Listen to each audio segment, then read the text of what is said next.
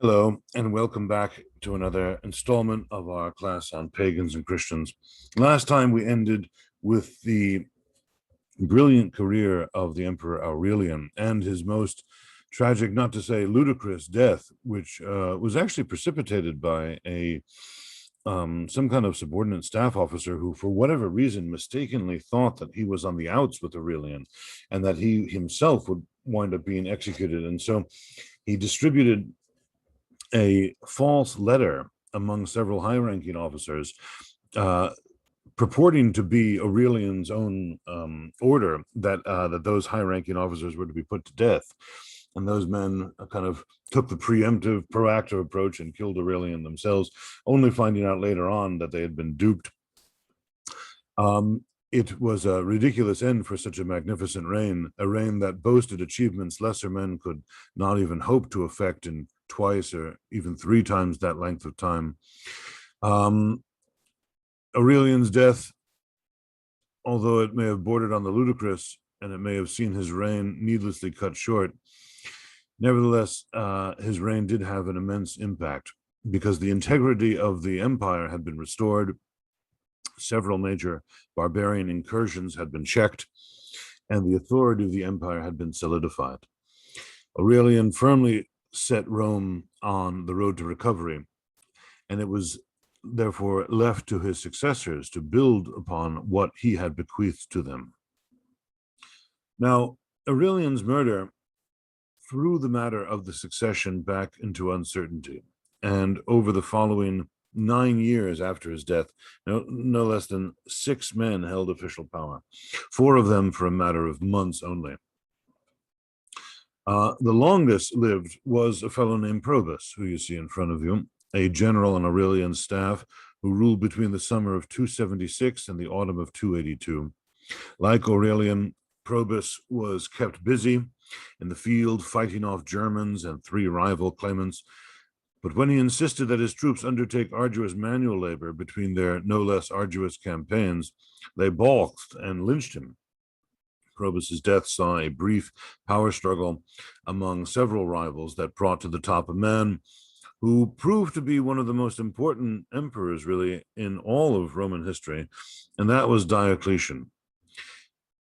Following the murder of Probus in 282, the new general emperor Carus attempted to establish a dynasty, naming his sons Carinus and Numerian Caesars and princes of the youth, titles that had long been standard for emperors to name their sons, kind of keeping them in the wings, ready to kind of step up when they themselves would need them to.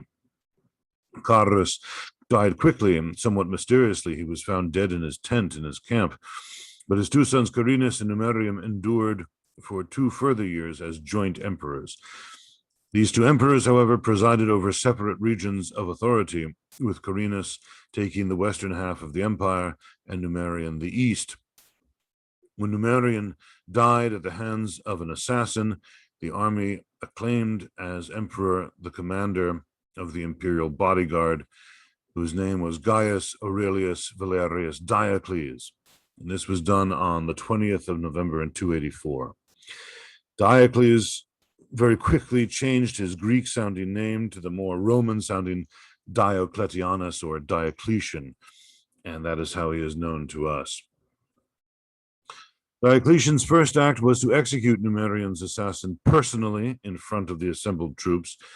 He may have been covering his own tracks, some scholars say, his own tracks to the throne in doing so, as he probably had no small part in his own rise to power.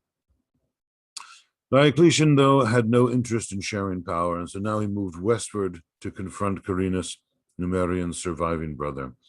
He met Carinus's forces in the Balkans in the late summer of 285, and he was facing defeat when Carinus was suddenly murdered by one of his own staff officers, leaving Diocletian the last man standing. A remarkable change of fortune, really, on the battlefield.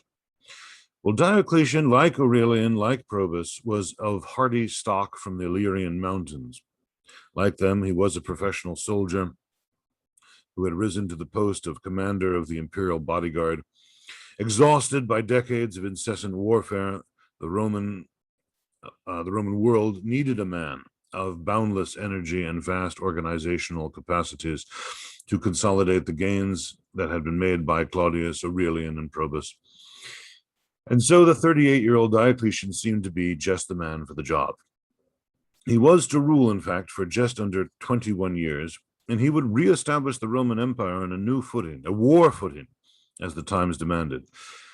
He also very significantly transformed the Augustan Principate, which had been long ailing, into an all-out Eastern-style despotism.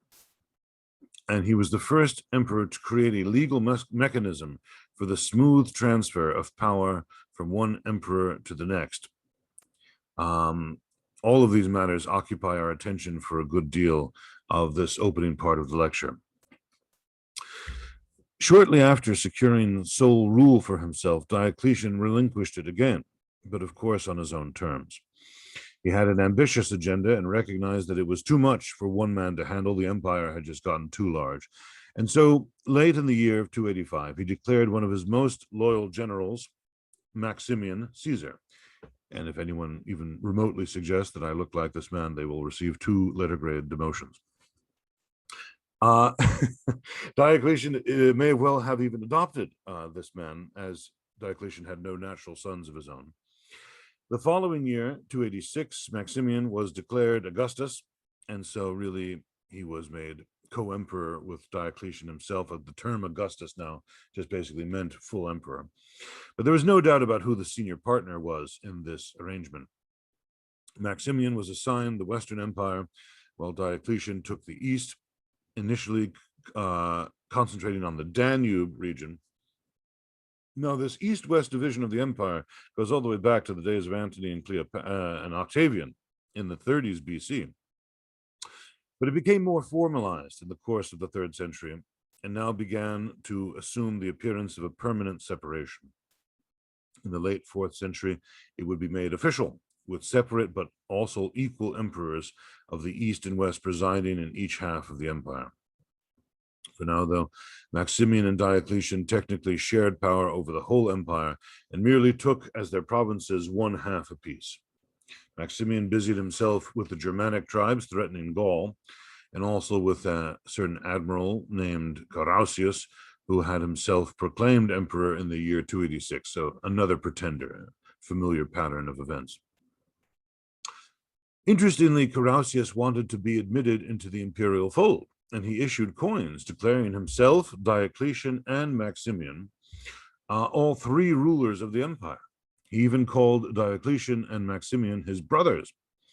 But of course, when these brothers did not reciprocate his fraternal affections, Carausius formed a secessionist state in Britain, which ended in 297. Over the same period, Diocletian was occupied along the Danube and in the east. On the Danube, the Romans could win battles and settle a region of the frontier, but only for a limited time.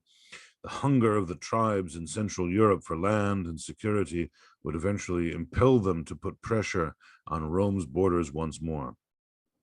So the campaigns along the Danube seemed to be interminable, certainly too much for one man to handle. New thinking was needed. And so by 291, the situation had stabilized sufficiently for Diocletian and Maximian to advertise and celebrate their achievements thus far.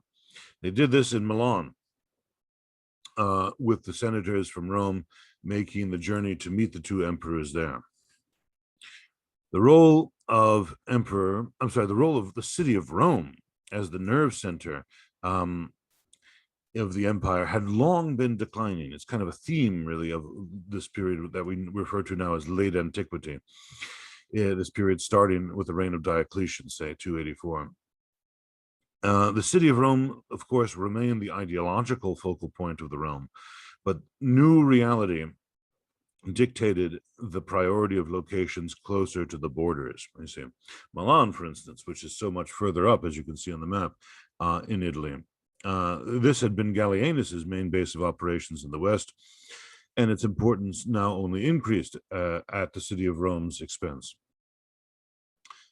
Finally, in 293, Diocletian took the final steps in a major rethinking of imperial authority when he formed what is known as the Tetrarchy.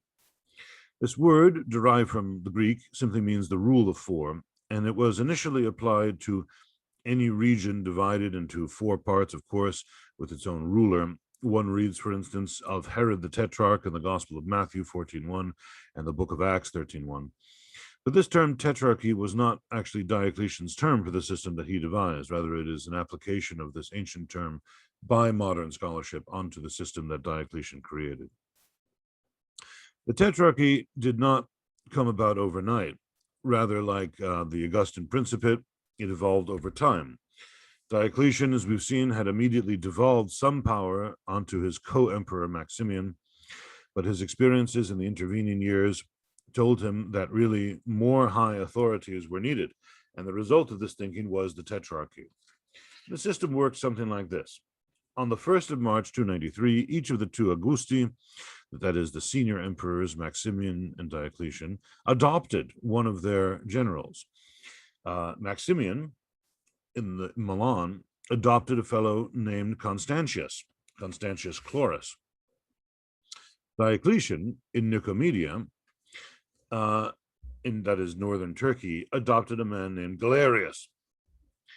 These two men now became Caesars, so Constantius Chlorus and Galerius now became Caesars to the two higher main emperors, Diocletian and Maximian, who would be Augusti. Caesars are basically just like junior emperors. All four men hailed from military and Illyrian stock, following the long tradition in Roman imperial nomenclature and practice. It was very clear that when the time came, these two Caesars would succeed each of their two Augusti. It was also the case that the new rulers presided over certain regions of the empire, and each one of them had their own capital in those regions. So Diocletian, for instance, set up his base in Nicomedia in Turkey. This is the modern-day Izmit in northwestern Turkey. And this gave him access to the eastern provinces and also to the lower Danube. Galerius was at Sirmium, facing the central Danube, and this is in the Balkans, and or else he was to be found at Thessalonica in Greece, or if not there, then in Antioch in Syria, which had long been the kind of eastern sort of main city of the Roman Empire. And of course there he could confront the Persian threat.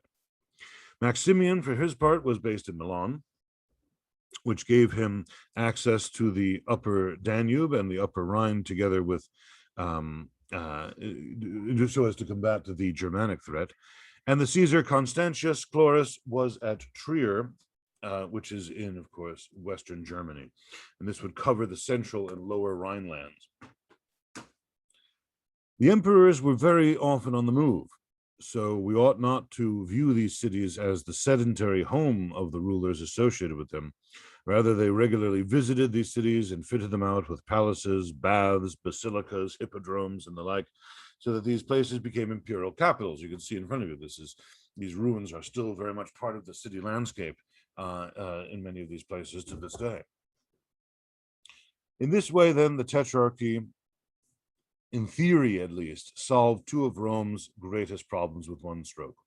The frontier was more comprehensively covered than ever before, strengthening security and short-circuiting the threat of further secessionist states arising. And also, the succession problem was apparently solved. You see, for the first time in Roman history, there were now formal mechanics of succession, since, of course, in the Tetrarchy, each Caesar would naturally rise up to replace his Augustus. And then once he was established as the new Augustus, the former Caesar would then appoint a replacement Caesar behind him. It all seems so neat and simple. However, as we will soon see, it was unworkable. For the decades following 293, there was almost constant warfare on all fronts, on the Rhine, Danube, in Armenia, Britain, and even in Africa. The empire of Carausius in Britain was suppressed finally by Constantius in 297. The details of the other wars are most obscure to us because the sources for them are so awful. But we can see that by the year 303, it was felt to be time to celebrate. at a 20th anniversary ceremony held at Rome itself. Maximian and Diocletian proclaimed their achievements, and so far as we can tell, this was Diocletian's first visit to the city of Rome, another sign of the city's declining importance. The very emperor who had been around for almost 20 years at this point never even went to the city up until now. Diocletian did not care for the Romans, that is, the citizens of Rome, the city.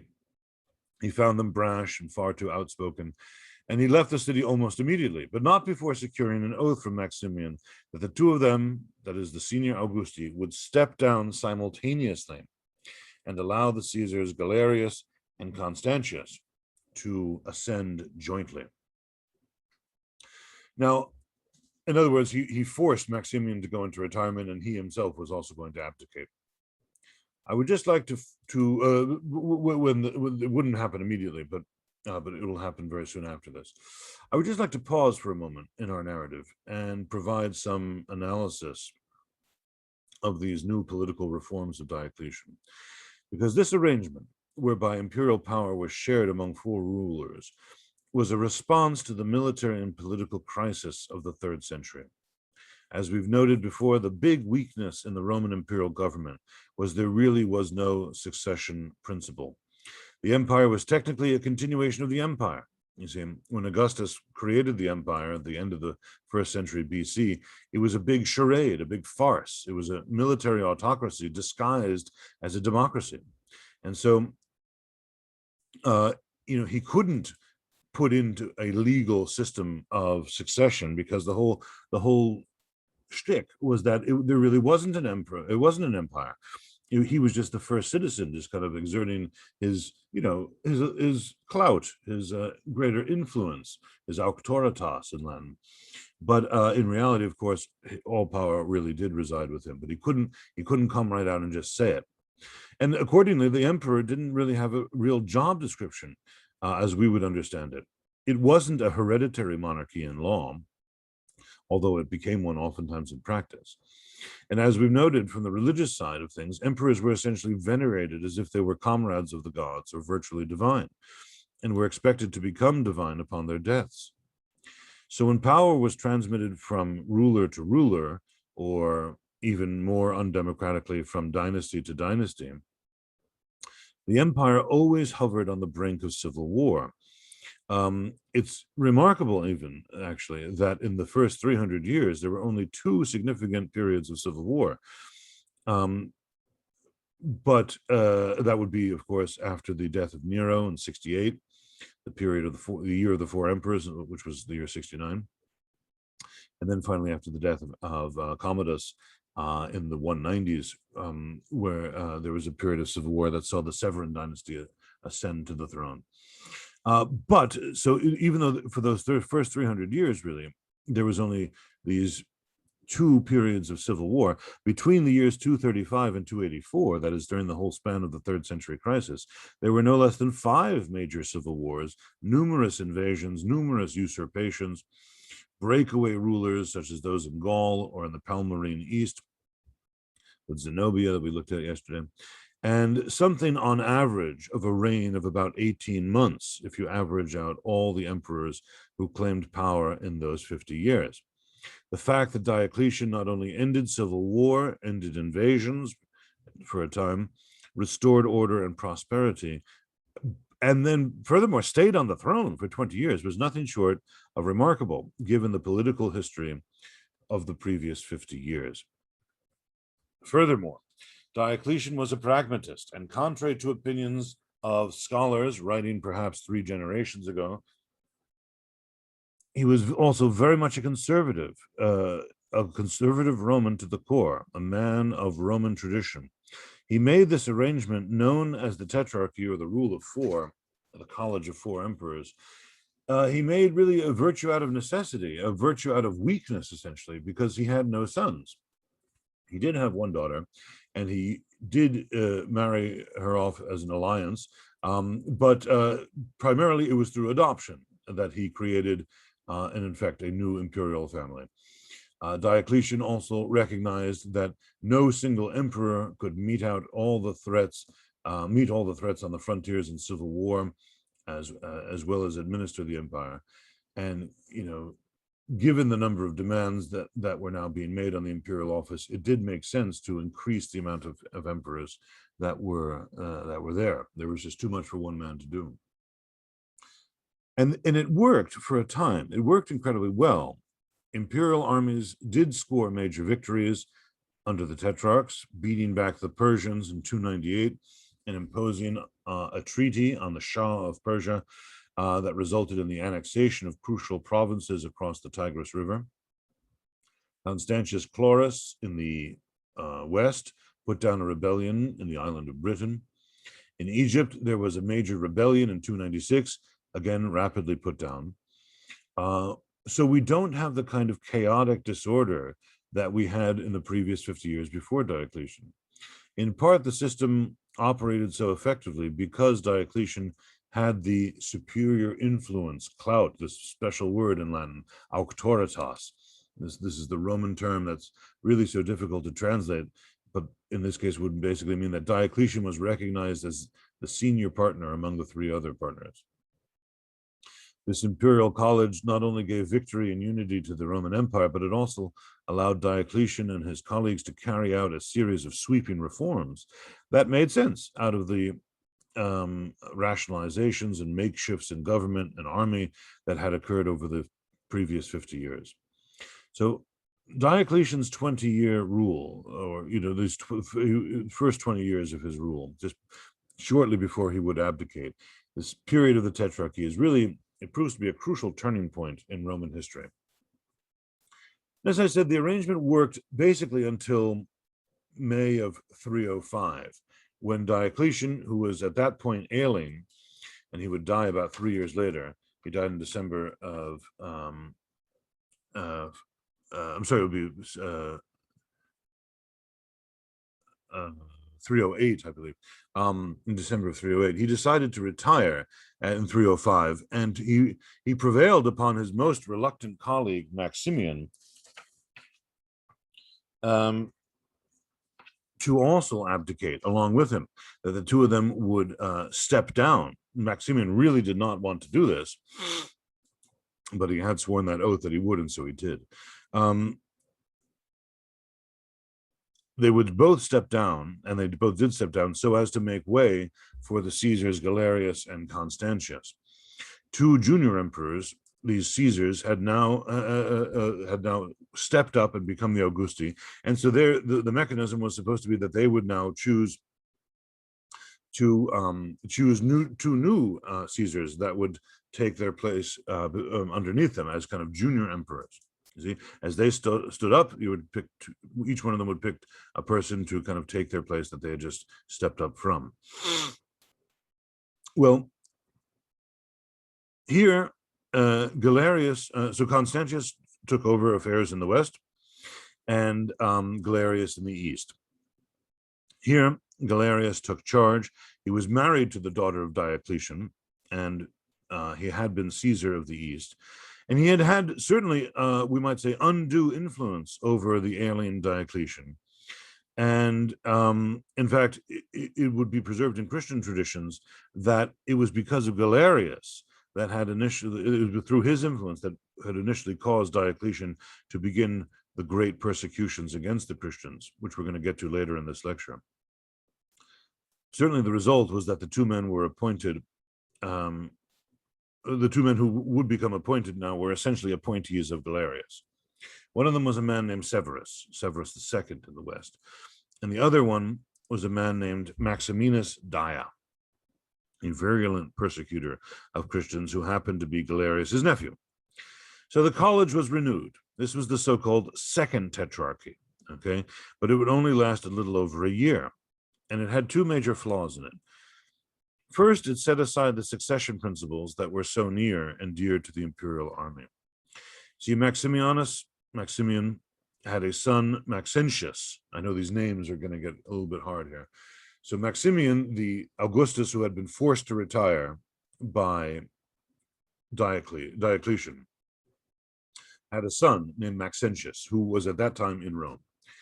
And Constantius Chlorus had a very brilliant son who you're going to be hearing a lot about soon, named Constantine. This would be the future Constantine the Great.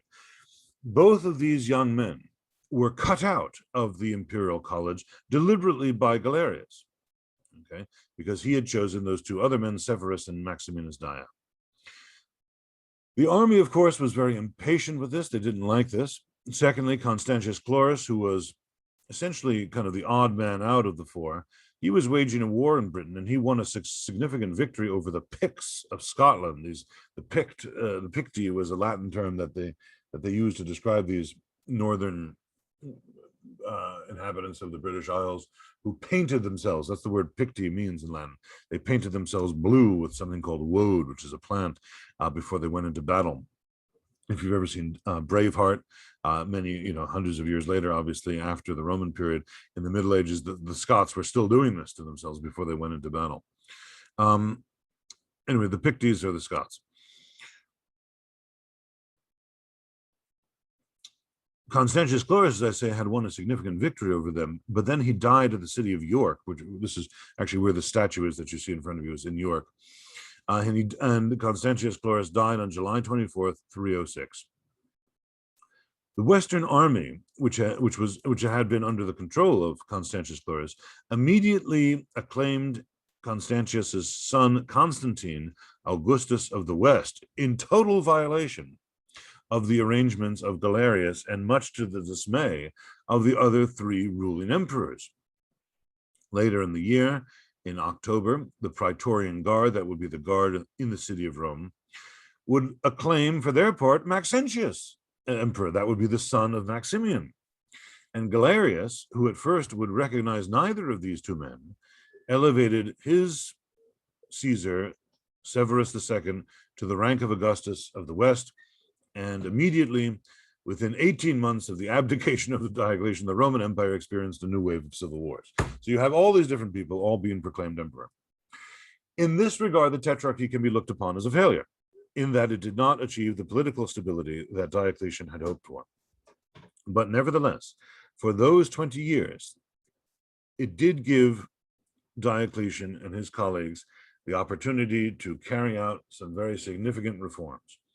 Among these reforms was the building of a new imperial army and bureaucracy dependent upon the emperor.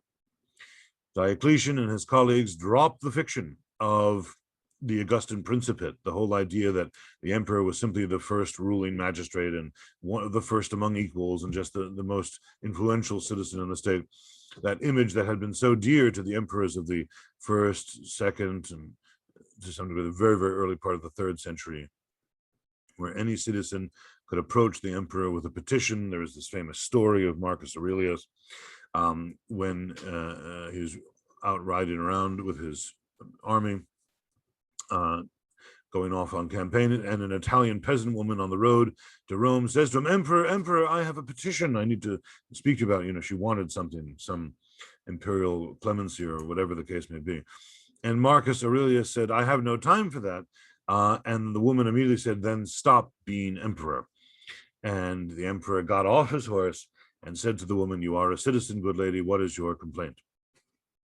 Well, that would never happen again in Diocletian's time. After elevating Maximian in 285, 286, Diocletian applied the epithet Jovius, which means, of course, of Jupiter, to himself, and the epithet Herculeus, which means of Hercules, to Maximian. These titles appealed to divine guidance for the new regime and now elevated the emperors to a ceremonial position where they were virtually divine. Of course, they also reflected the relative status, didn't they, of the two? Augusti Hercules, the demigod, was naturally subservient or somehow in service to Jupiter, his father, the supreme deity of the cosmos, just as Diocletian was the head honcho, to Maximian's second fiddle. Well, these two new titles also formalized a trend that had been gathering strength in the 3rd century, as manifested, for instance, by Aurelian's devotion to Sol Invictus, the invincible sun that we learned about yesterday. And that would be a new policy representing a way of orienting political and religious ideology firmly around the rulers. In many ways, these emperors were now putting themselves on the level of kind of Eastern-style despots. The overtly divine qualities of the Jovian Herculean regime were only part of a deeper entrenchment of autocracy, however, under Diocletian. The Principate of Augustus or of Marcus Aurelius, put under huge pressure in the 3rd century by the crises that we've studied so much, now was washed away. The classical princeps civilis, or citizen emperor, now became a remote colossus, a distant luminary, surrounded by all sorts of pomp, ritual, and ceremony. The new emperor wore gold and purple crowns, gowns, and jewel-encrusted shoes. He was rarely seen in public, and even then, always amidst elaborate ceremony. Access to him was strictly regulated. Those people coming before the emperor had to do what the Romans would have called an adoratio, or an act of obeisance, basically kowtowing, fully prostrate on the ground. And also this emperor now presided over an authoritarian, militaristic, and bureaucratic state that increasingly stretched its reach into all aspects of life. When you spoke to the emperor, if you did, one of the few people who, got to go in, and if you were an advisor or something like that, you couldn't address him as simply by his name. You had to now refer to his divine qualities. And this is actually a tradition that would segue very well, very strongly over into the Middle Ages. So you had to address not him, but his majesty or his highness or his eminence or any of those kind of qualities. And of course, you can see immediately where that goes, that filters directly into the Middle Ages. So much of the qualities of the late Roman Empire, this period that scholars refer to as late Antiquity, it's kind of in some ways a scholarly construct, but in some ways it is a real thing. This period from Diocletian onwards, where there's this kind of transitional point between the classical world and the early Middle Ages. This is also where the nexus between the grammatical and the polite begins in the European family of languages. As if you studied Spanish or French or German or Russian, you know that when you speak to a person that you're familiar with, you address him in the singular or her in the singular. This would be like the tu form of French or Spanish or Italian, or the du form in German. But if you are speaking to somebody who you want to show more respect to, then you speak to them in the plural form. Latin, you initially never had this duality. You would speak, a slave would talk to his master with the tu form. But now begins the royal we. Okay, so you can see where this kind of thing is addressing somebody in the plural because you wanted to show them respect. And you would talk like that to the emperor. So under Diocletian and the Tetrarchy, the Roman emperor finally became an absolute monarch, divinely mandated and held aloof from his people by ceremony and formality. Emperors still traveled widely and were visible, but they were no longer the civil officials answerable to the population as they had once been.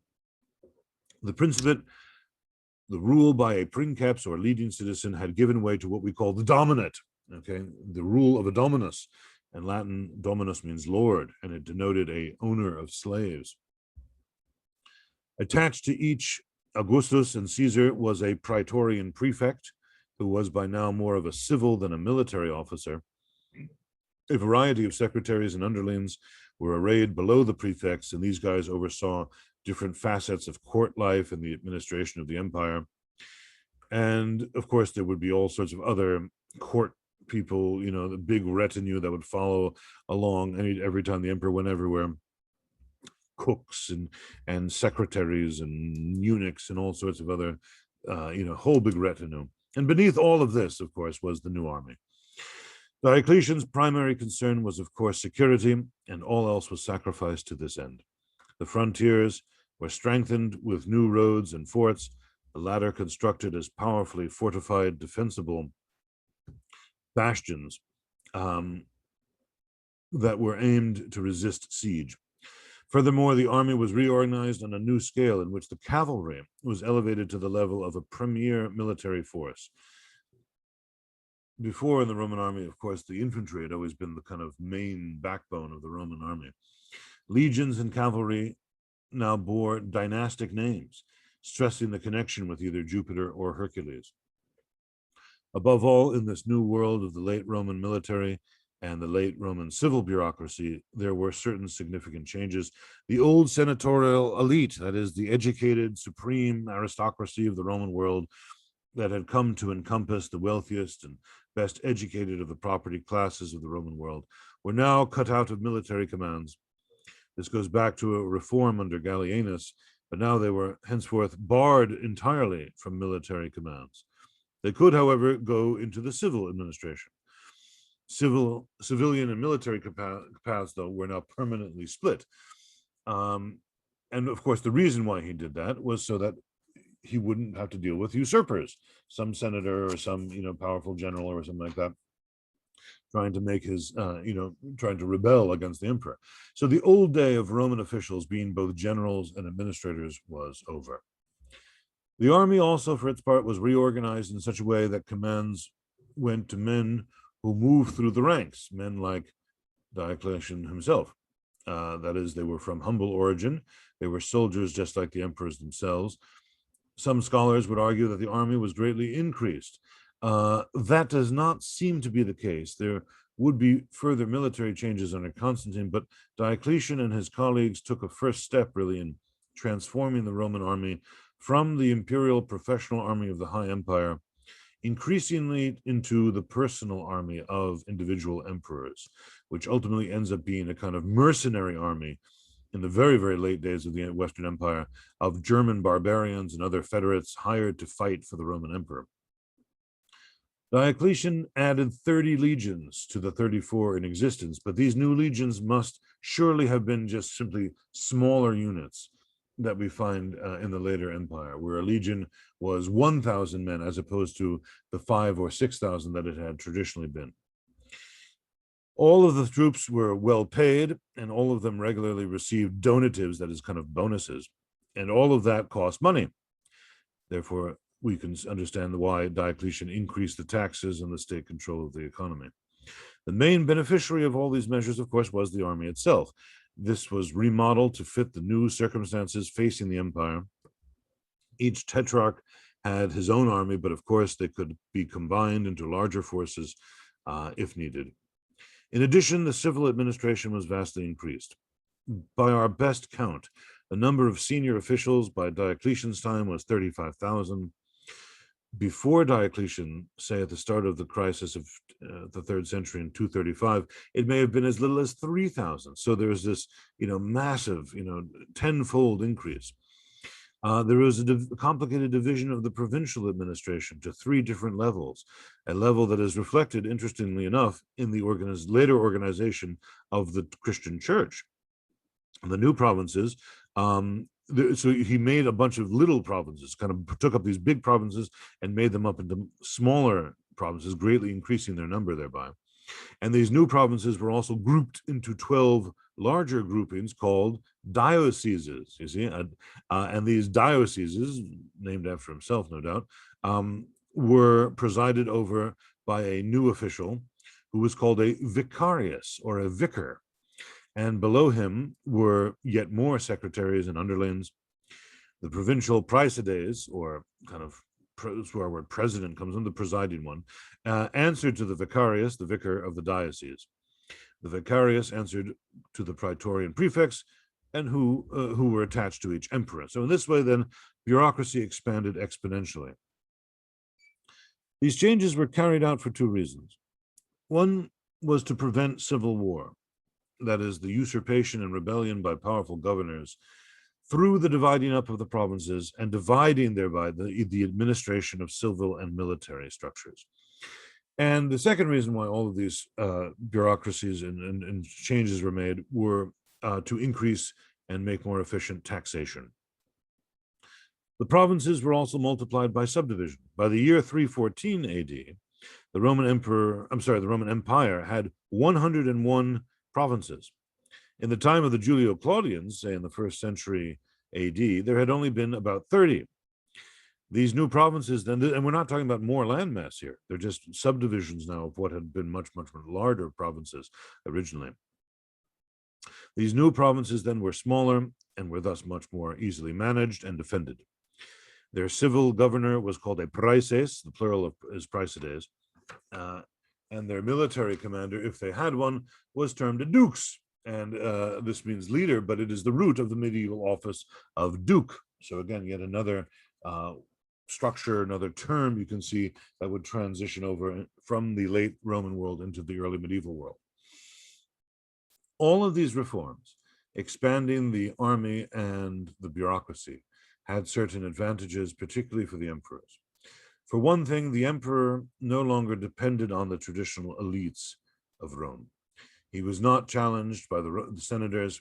This was an important point to remember in the religious history of the Roman world, because Roman emperors, as a result of the 3rd century crisis, became increasingly associated with the gods. They were the favorites of the gods. They were expected to have miracles on the battlefield. I've mentioned in passing several of those miracles. One was by Marcus Aurelius, the so-called Battle of the Rain miracle, where he's fighting the Germanic tribes, the Quadi and the Marcomanni, and then he prays to Mercury, Hermes, for help, and a great hailstorm comes up and blows the wind and the hail into the eyes of the Germans, and the Romans win. This is actually depicted on his column in the Piazza Colonia in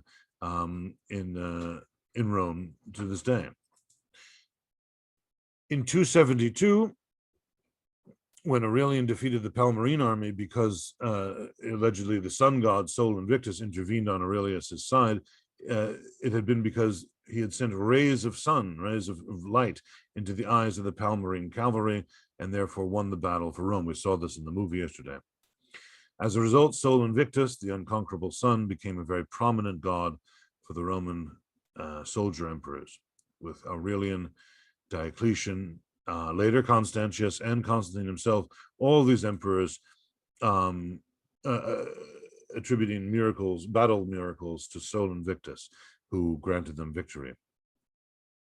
The emperors now had an administration and an army that would follow them unquestionably, so long as they were paid. To play to their new servants, as well as to their subjects, the emperors created a whole new ceremonial, and this was to elevate them to the status of autocrats who had some kind of divine aura, some kind of divine legitimacy. This was meant to be reassuring to these emperors in certain ways. Ceremony-focused power, you see. The Roman emperors, starting with Diocletian, ruling as the favorite of the gods, didn't have to deal with senators and aristocrats, people who thought they were equals with them anymore. All their business was handled by ceremony, and therefore the traditional elites had to pay homage to the emperor. When individuals within the heavily ritualized court addressed their emperors, as I say, they did not do so by name, but they had to address the divine quality as your eminence, your majesty, your highness, phrases that would, like so much of late antiquity, drift over into the political life of the Middle Ages. This all created a barrier, you see, though, between the emperor and the traditional elite, so that they couldn't challenge these emperors, and that was the whole point. Since the 3rd century, when the center of imperial power had gravitated away from Rome toward the frontier, the Senate's influence had, of course, been declining. The senators lived in Rome in fine style, but increasingly they came to be eclipsed by equestrian army officials in the immediate ambit of traveling emperors. Now, all the officials of the new bureaucracy, the vicarii, the praesides, the duces, all of these were taken from the class of equestrians, not senators. Senators, in fact, were banned from holding army commands. The ancient Senate, for all intents and purposes, had entered into its twilight. They still, of course, thought of themselves as just being better, but in terms of real power, they had none. Diocletian and his colleagues were from very humble backgrounds. They spoke, or in the opinion of Roman senators, grunted a rather crude Latin. They came up through the ranks. Whenever you see the portraits of the Tetrarchs, whether on coins or on sculptures, they always have this very closely cropped beard. It looks like they're kind of too busy killing barbarians to shave properly, the way that emperors had done earlier, say in the time of Augustus. Furthermore, it meant that the emperors could dispense with the consent that was formerly usually sought from the senatorial families. They didn't have to mix with them as equals. This was reassuring in some ways, because in social settings, these emperors would have come off really, it would have been out of place. They would have been out of their depth. They didn't have the education. They didn't have the ethos, the polish of the traditional elite classes. So what they did was that they created their own civil bureaucrats, drawing heavily on the decurions of the cities. and they created a new officer corps, excuse me, drawing heavily on the provincial soldiers, and eventually even on the barbarians who were recruited from the frontiers. And this gave the Tetrarchs a very new position of power with which they could issue their various reforms. Such a government, as I mentioned yesterday, was premised on honor coming from the emperor. And the whole tradition of honor changed. It has been noted by Peter Brown and other scholars working in social history of the late Roman world that the route to advancement was now to serve one's emperor, not to serve one's city, not to serve one's traditional gods even, but to show patriotism and piety the way that I've explained, in this new kind of way, not in the old way that we've spent the earlier part of our course looking at, which was so fundamental to pagan worship, but instead now to stage events in arenas, in hippodromes, in stadiums, races, chariot races, some kind of event that would bring you to the attention of the emperor and therefore allow your promotion into the civil administration or into the army. This administration and army proved extremely expensive to fund. There were tax increases, as I've said, but to the credit of Diocletian and his colleagues, they made a serious effort to roll back prices and to carry out currency reforms. In fact, the degree of state control that they enacted is manifested in the famous Price Edict of 301.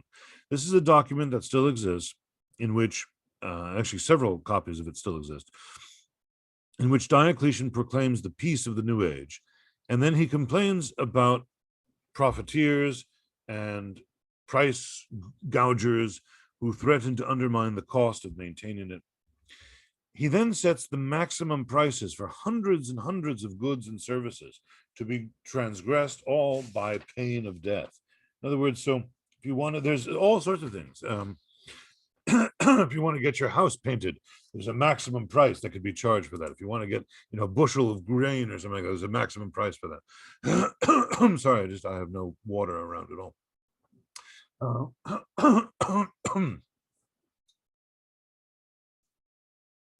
The edict, however, was almost impossible to enforce, so it quietly faded away.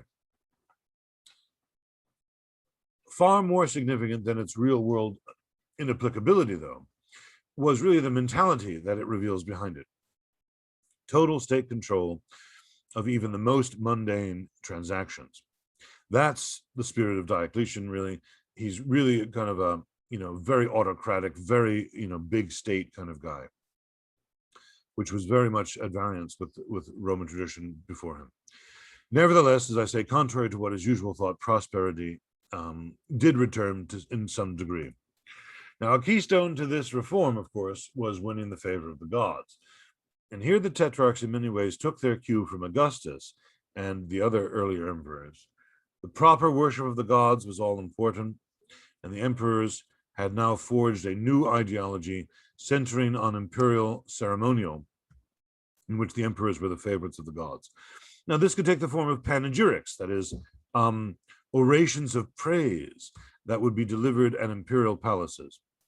One of the most famous of those late imperial palaces is the retirement palace of Emperor Diocletian himself, that is built kind of into or sort of at the center of the modern Croatian city of Split, which you see in front of you.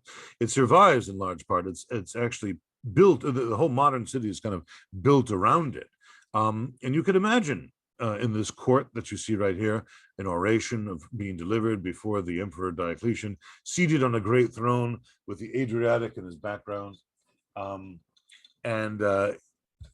all of his various eunuchs and ministers and ceremonial figures around him.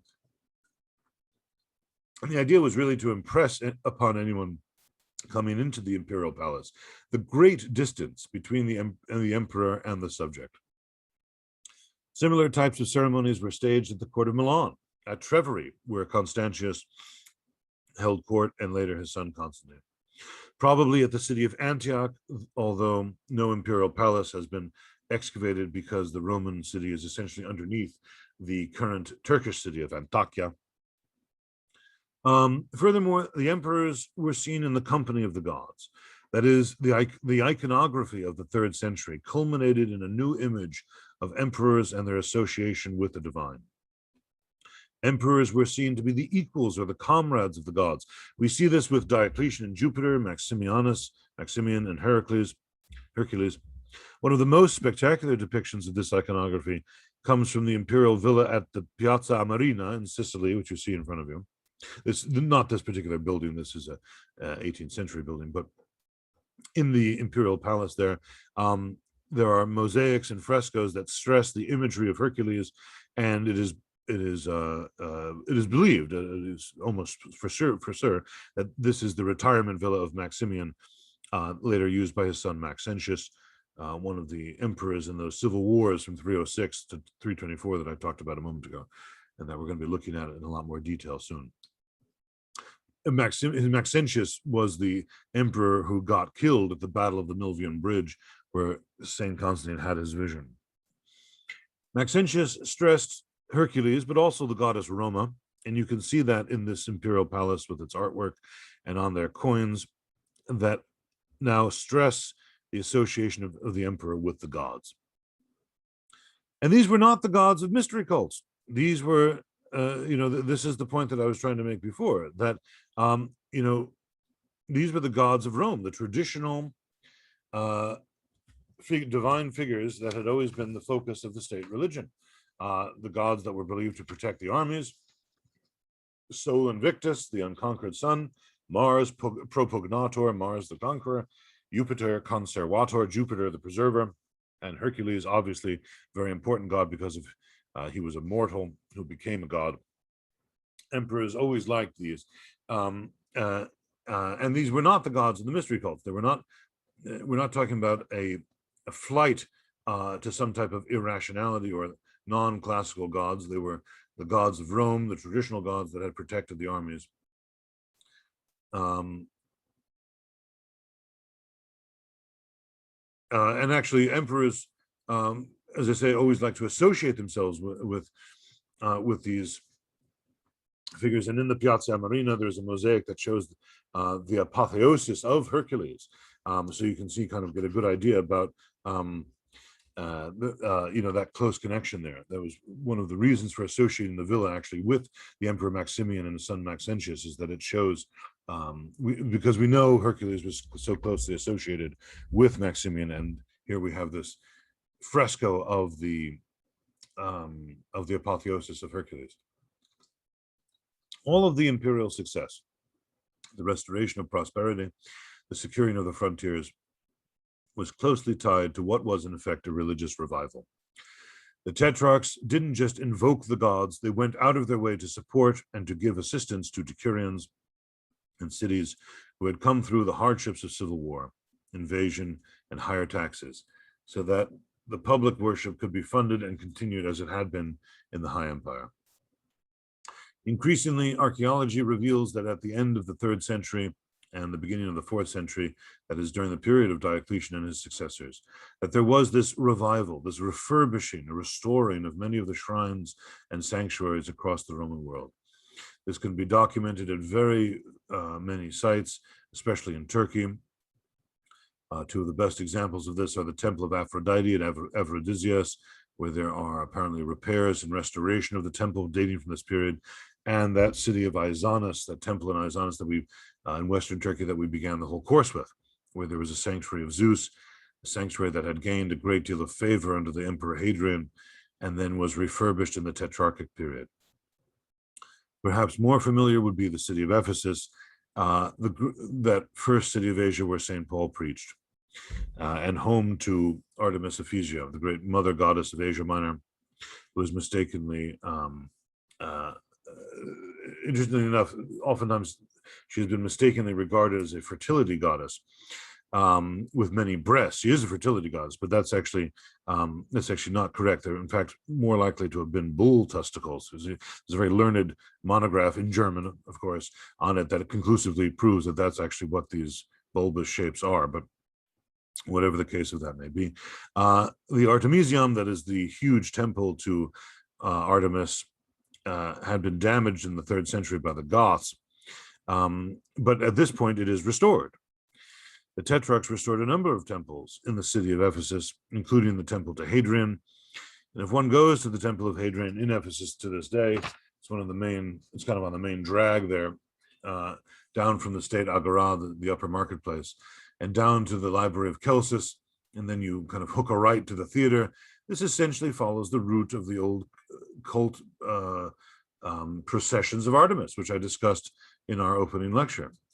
The Temple of Hadrian is on a very prominent point on that thoroughfare through the city, and it too was restored at this time. There are 4 altar bases to each of the Tetrarchs, and an inscription proclaiming these virtues, their unconquerable ability, and all this highfalutin stuff, and of course their association with the city of Ephesus. Well, this type of rebuilding, this restoration, this giving of tax breaks to cities, showering cities with patronage, making special trips to cities that were noted for their shrines, at great oracles such as Didyma, which is outside of Miletus, and Claros, which is on the western shore of Asia Minor. All of this is part of a single policy of the Tetrarchs to do homage to the traditional gods who had been protectors of the Roman world, putatively. That meant that when the Emperor Diocletian reformed the currency and issued a new fiduciary coin called the numus in 293, the appeal of that coin was, that is, the inscription written on it was Genio Populi Romani, to the spirit of the Roman people. And that appeal embodied all of these traditional religious values. It was a general appeal that all Romans could agree upon, that the spirit of the Roman people, that is the divine kind of representation of the Roman people, in effect, was in all of the shrines, cults, and religious traditions. This was now on the rise again, and it was common to all Roman citizens who were ruled by emperors expected to defend the empire with the help of the gods. That's a very conservative appeal, which to me hardly represents a rearguard action by a dying paganism, but rather a much more sharpened and focused conservative revival. And of course, and this is the point of our whole course, it had huge implications for the Christians. And those implications were not going to be happy ones at all for the Christian community living under the Tetrarchs. As I had noted back in 260, the persecutions that had been halted by the Emperor Gallienus, from that time onward, there had been no persecutions for almost a generation. This is the so-called period of the peace of the church. In 303 AD, in February, this peace of the church, this cessation of persecutions, ended abruptly because Diocletian issued the first of 4 edicts of persecutions against the Christians. Ostensibly, the reason was, and this is told to us by Lactantius, he was sacrificing at the city of Nicomedia. That was his capital in the east, remember, on the Asian shores of the Sea of Marmara near Constantinople, the future Constantinople. That sea the ancients would have called a Propontis. And he claimed that Christians present at the public sacrifices had caused ill omens and that the gods were angry. This is the account that is given to us by the Christian writer Lactantius, who was a contemporary of these events.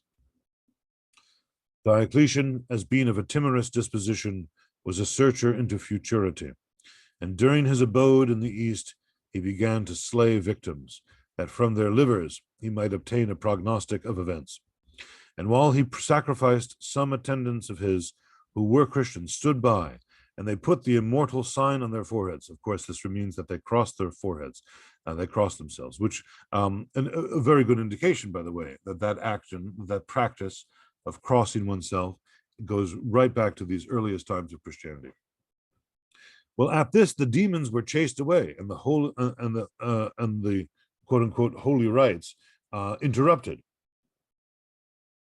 You can see that the Latin word here is the sacra. So Lactantius is not actually calling them holy. It just means the sacred rites, the putatively sacred rites. The soothsayers trembled, unable to investigate the wanted marks of the entrails of the victims. They frequently repeated the sacrifices as if the former had been unpropitious, but the victims, and when they mean victims, they mean the animals, slain from time to time, afforded no tokens for divination. At length, Tages, the chief of the soothsayers, either from guess or from his own observation, said, "There are profane persons here who obstruct the rites." Again, you see, there's the word, sacra. Then Diocletian, in furious passion, ordered not only all who were assisting at the holy ceremonies, but also all who resided within the palace to sacrifice. You see, immediately the reaction is, and now he's got 300 years of tradition behind him, of precedent behind him. Everybody has to perform the sacrifice test. He ordered everybody in the palace, and this would have been hundreds of people, to sacrifice, and in case of their refusal, to be scourged, that is, to be whipped. And further, by letters to the commanding officers, he enjoined that all soldiers should be forced to the like impiety under pain of being dismissed from the service.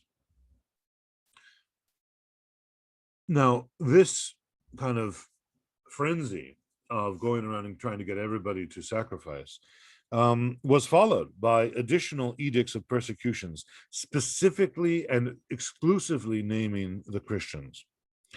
And these included confiscation of churches and Christian property, the ordering of the destruction of church books, such as the Gospels, and prohibiting Christian church services. This is the moment at which Christianity basically becomes outlawed.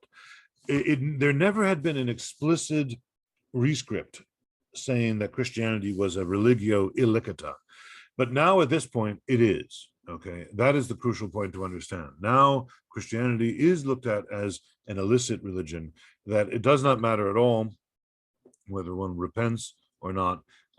If they persist in Christianity, they are to be scourged and or executed.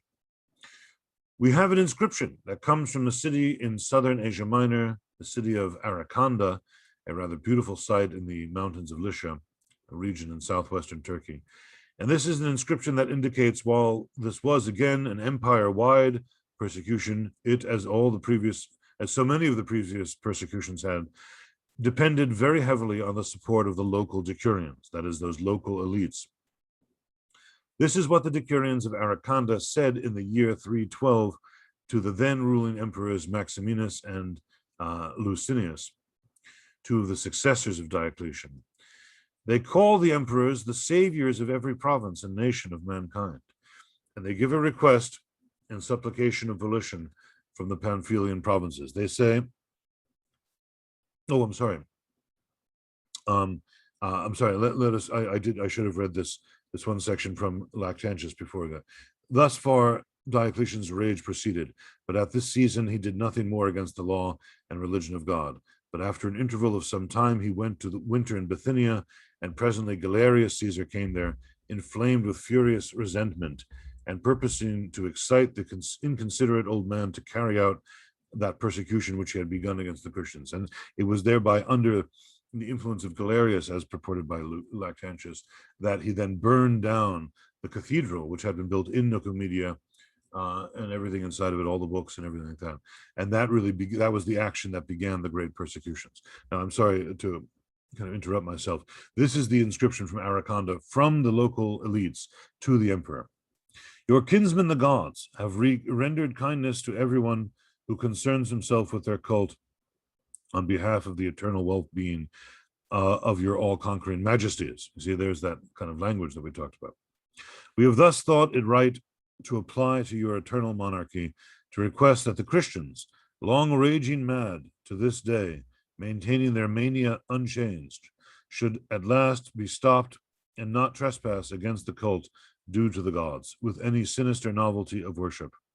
and that the power of the atheists, that is the Christians, to pursue their detestable devotions is forbidden and barred, you see, while all men show their zeal on behalf of your eternal and incorruptible emperorship and the worship of your kinsmen, the gods. For this, it is obvious, is of the greatest benefit to all of your subjects. This petition, which has been recently discovered and published, gives you a better sense of what the ceremonial and religious values were of the Tetrarchy. The emperors had now come to marshal their subjects behind the gods of Rome, behind victory against the enemies, both foreign and domestic. The Christians, while they had not been persecuted for a generation, now their legal position had been changed. They were now outlawed, and the emperors now took proactive measures, going out to seek after Christians. And the persecution that followed was not only therefore legal in the eyes of the Roman emperor, the Roman imperial bureaucracy, but it also was in keeping with the imperial policy of the conservative revival of the pagan gods that had taken place under the Tetrarchy. That the spirit of the Roman people took precedence over all other religious values, and that any non-believers, any non-practicers, Christians particularly, but also Manichaeans, who didn't worship the gods, must be forced to conform. And therefore there was this new wave of persecutions. The great persecutions, as they were called, were launched, and these would go down to the year 313, that is for the next 10 years. Now, again, the enforcement of these persecutions would depend on the effectiveness of the imperial government. Constantius, the father of Constantine, was credited with not paying attention to this edict. He did not enforce it, so there was no persecution of Christians in Britain under his rule.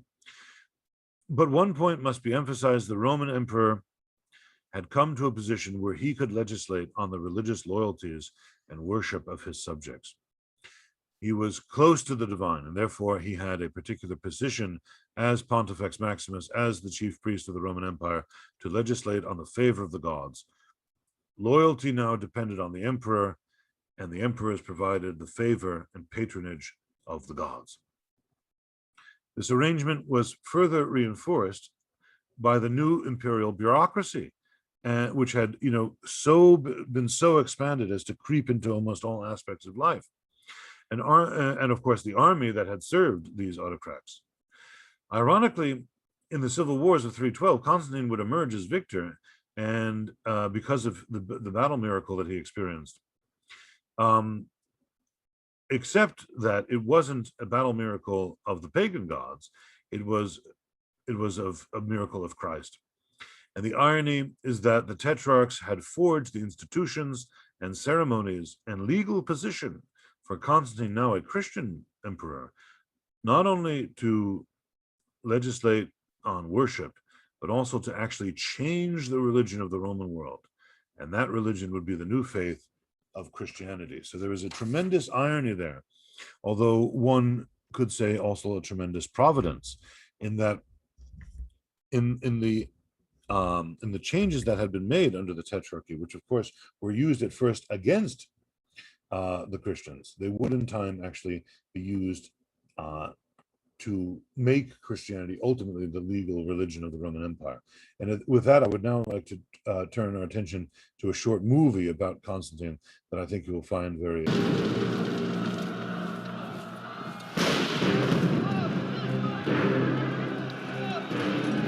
3rd century Rome is racked by internal strife and barbarian invasions.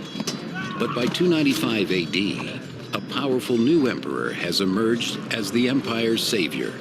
His name is Diocletian. What Diocletian has chosen to do addresses a number of the concerns and a number of the challenges the empire faced in the 3rd century. One element that Diocletian brings in is a redefinition of the way frontiers were to be defended. Emperor Diocletian creates a mobile imperial army, always available to send reinforcements to the vulnerable frontier. One of his most capable imperial soldiers is Constantine, only 17 years old.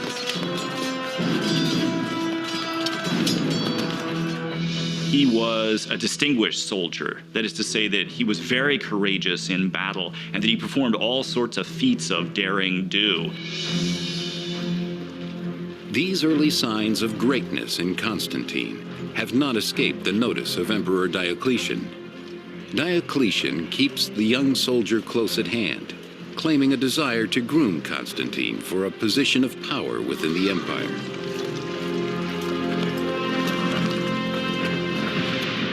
Diocletian's other major reform is to divide the empire between 4 co-emperors, one each in Illyricum and Italy, while Constantine's father rules from Gaul. Diocletian himself governs from Nicomedia in Asia Minor. But Diocletian knows how easily his chosen co-emperors could turn on him. To prevent this, he keeps their sons, including Constantine, in his court, where they are trained as master soldiers under his watchful eye. Constantine was sent off to the court of Diocletian to obtain the proper education for a member of the upper class, a literary education, philosophical education. He learned Greek, which he wouldn't have known, but most important, he had a military education. But Constantine's life in court is anything but comfortable, for as a father figure and an emperor, Diocletian rules with an iron fist. He begins to rule increasingly by issuing a whole series of extremely heavily moralizing edicts, telling people what to do, telling them how to be better citizens, and so forth.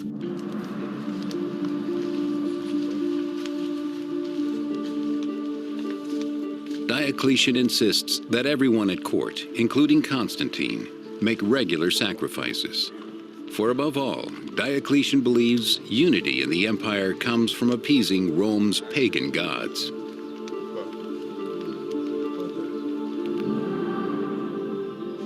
But another religion is gathering many converts, putting Diocletian's plans at risk. Its followers worship the son of a new god, Jesus Christ. The church had not only grown numerically, but it had also grown quite wealthy. It had come to control large buildings. It was, in many ways, a thriving institution within the Roman Empire. An institution that Diocletian believes is a threat to Rome.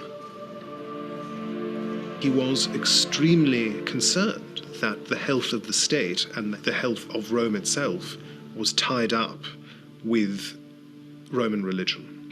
And Christians were a threat to that. Christians who had been tolerated for nearly 40 years were clearly a large percentage of the population in the big cities. And it's clear that there were Christians in the army and there were Christians in the imperial court.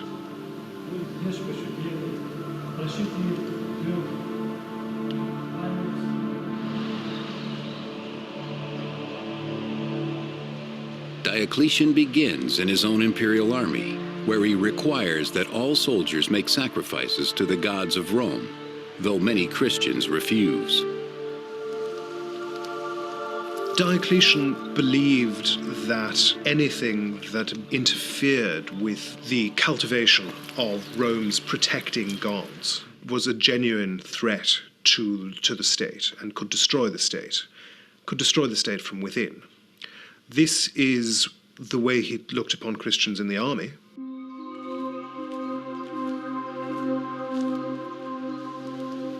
Punishment for rejecting the emperor's edict is death, a brutality that Constantine, as a soldier in Diocletian's army, is forced to witness. Constantine grows troubled by the fear and discord born of Diocletian's reforms. It is a discord that will soon spread beyond the army.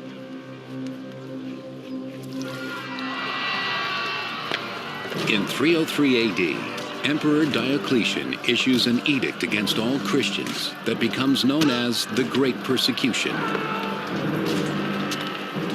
As soon as the persecution edict was issued, it unleashed what is virtually a culture of administrative cruelty. Roman officials, in carrying out the edict, when they met resistance, were expected to bring the defendants to court and to torture them for evidence and try to force them to officially and publicly give up their Christianity. The Great Persecution marks the beginning of what the Christians call the era of martyrs. Any Christian who proclaims his faith in public is subject to death. In many ways, Diocletian's persecution brought previous persecutions way farther. It's probably the closest Roman emperors came to destroy the entire system. That is probably why so many martyrs commemorated by the Christian Church are said to have suffered for Christ during Diocletian's reign.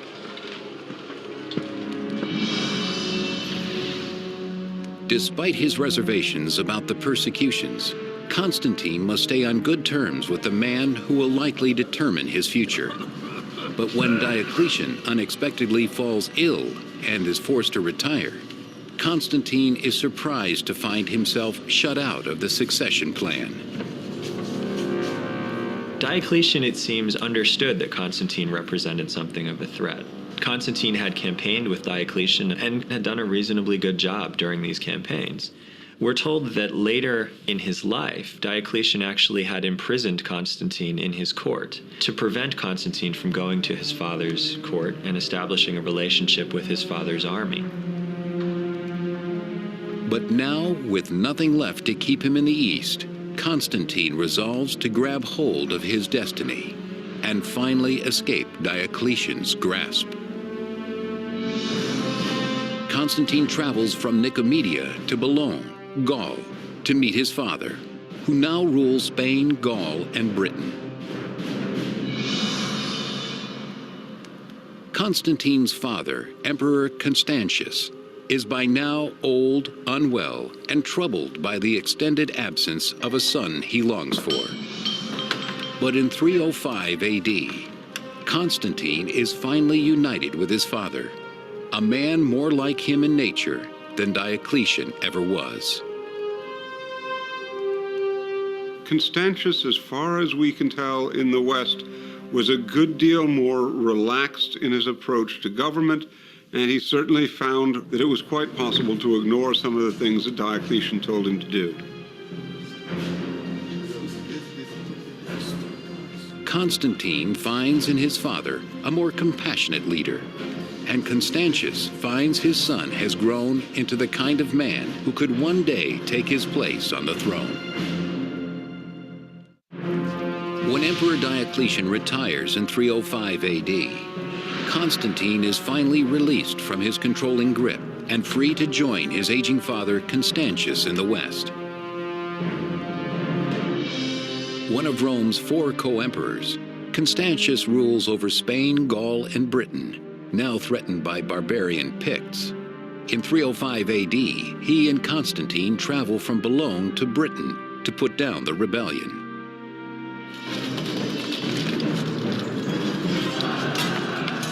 The Picts are a ferocious tribe in present-day Scotland that has long plagued Roman Britain.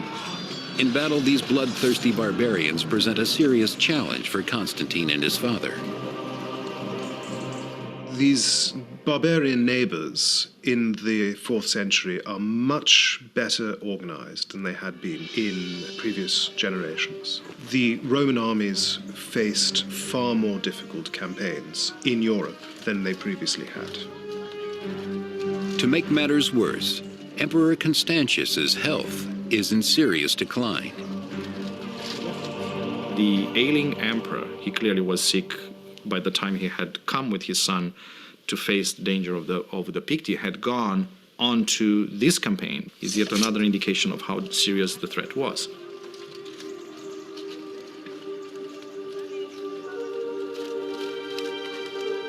With Constantius's health in question, it is up to Constantine to lead his father's troops and secure their allegiance in battle.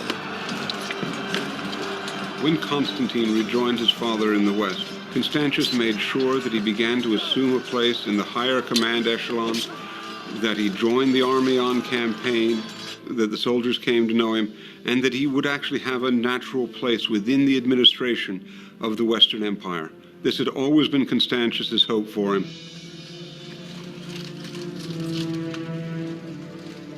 With his military prowess, Constantine wins the loyalty of the army. But the victory cannot save his father's life. In the end, Constantine will lose the father he has only just come to know.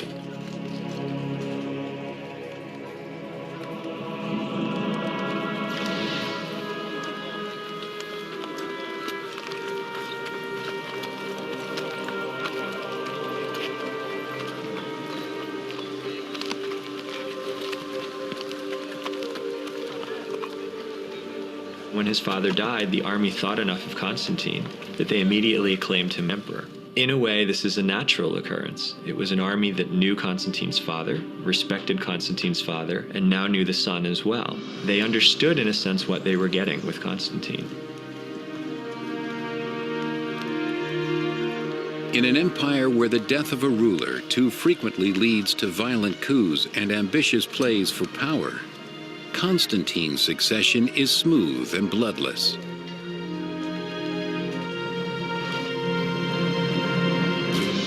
But when barbarian Franks attack Gaul in 306 AD, Constantine faces his first challenge as emperor. He heads south from Britain to meet them in battle.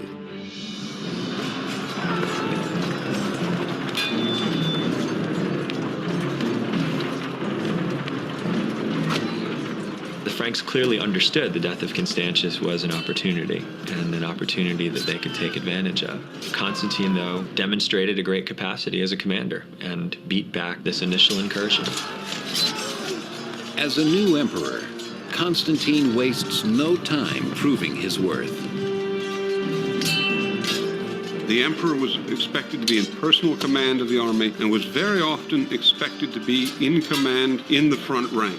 Constantine seems himself to have been a very capable frontline soldier. He's often seen to be leading cavalry charges in his battle. He's a very able tactician.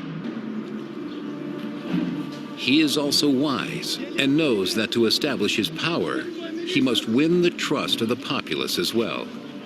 The captured Frankish leaders provide the perfect opportunity to do just that.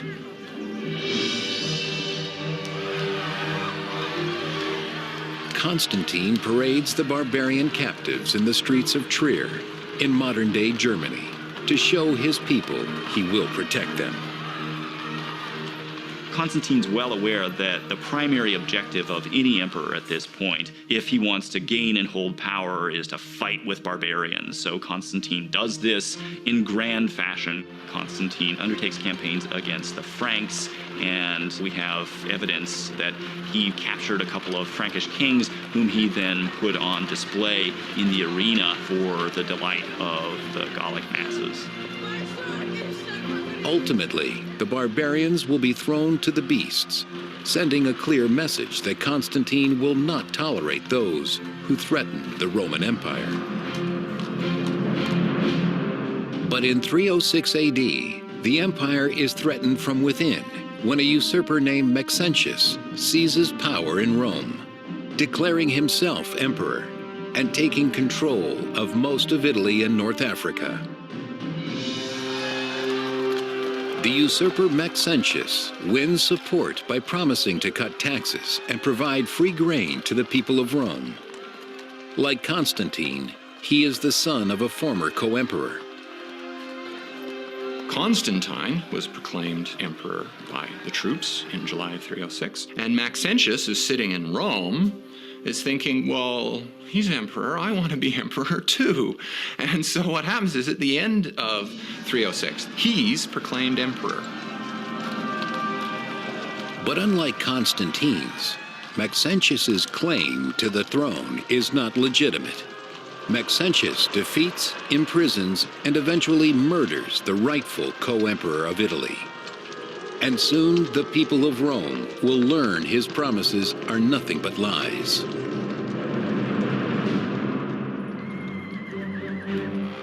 In 311 AD, the Romans revolt when the free grain and tax cuts are only offered to the wealthy. Ordinary citizens must steal what they can to survive. Maxentius is not a popular leader. He was a particularly ruthless leader. He put down revolts very bloodily. There were rumors going around that he was seducing senators' daughters. There were problems with grain supply. He was taxing people, which they'd never been taxed before in Italy. The desperate uprising of Rome's oppressed masses offers an unexpected opportunity for Constantine.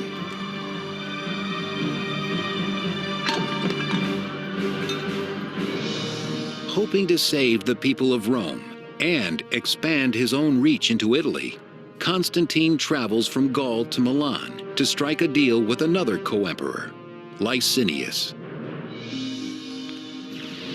It is a deal to consolidate power.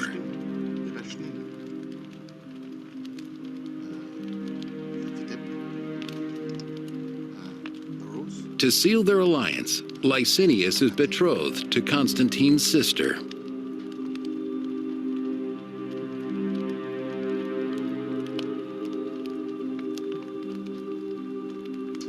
Constantine played every game in the book.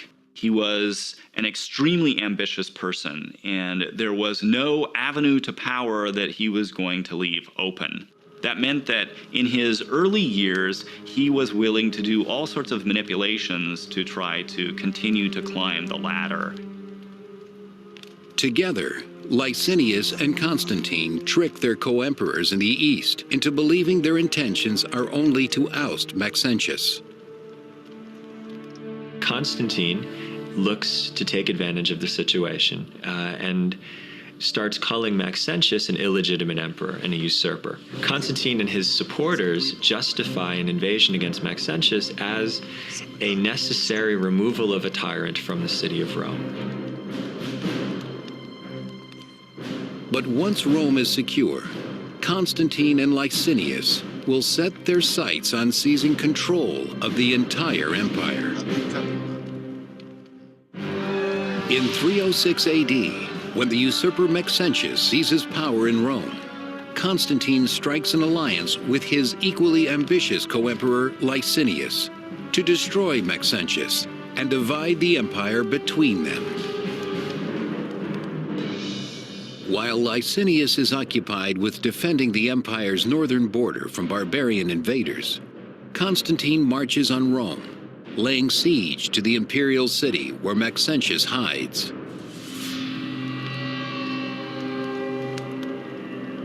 Within the walls of Rome, the devout pagan Maxentius will base his strategy on the sheep entrails, read by his priest. When it came time to fight a battle, Maxentius was interested in having some sort of divine protection. And he followed the procedures that any good Roman emperor would have followed in order to seek that protection. But desperate to determine if he should wait Constantine out or face him in battle, Maxentius also seeks guidance from the words of the Sibylline prophecies. One of the sources that Maxentius turned to were the Sibylline oracles. These were books of prophecies that were kept by Roman priestly colleges, and these priests would then investigate certain questions and pull out an oracle. This is an oracle in which he's told that an enemy of Rome will die today. For this reason, it seems Maxentius changes his plan and makes a decision that he won't wait Constantine out. He'll go out and meet Constantine in battle. Assuming that Constantine is the enemy of Rome referred to by the oracle, Maxentius prepares his army for war.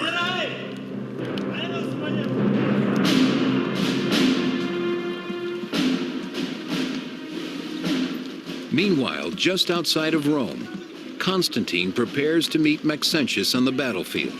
Knowing his troops will be severely outnumbered, Constantine grows uneasy. Constantine began to get very concerned about the strength of his forces, and we're told he prayed that some god would help him and received a vision in response. And this is interpreted by Constantine as a Christian vision. The 4th century historian Eusebius of Caesarea records what is supposed to have happened. as recounted to him by Constantine himself. Around noontime, when the day was already beginning to decline, he saw before him in the sky the sign of a cross of light. He said it was about the sun, and it bore the inscription, "Conquer by this." What he claims to have seen was a symbol that looked like a cross with a sort of P form at the top of it. That is the letters Chi Rho that would have formed the first two letters of Christ's name in Greek. And there are some sources that claim that he also heard a voice at the same time that said that he would conquer by this sign. Constantine orders his soldiers to place the Chi Rho on their shields and standards, transforming the Christian symbol from an object of persecution to one of honor. Constantine assumed a new god, or a god that had formerly been rejected, as his divine force, as his victory power. By taking on the Christian god, the god that had been subjected to persecution by former emperors, Constantine was therefore doing something quite revolutionary. With his conversion, Constantine turns his impending battle with the pagan Maxentius into a test of religions. Constantine meets Maxentius at the Milvian Bridge, which, passing over the Tiber River, is the only obstacle between Constantine and an open road to Rome.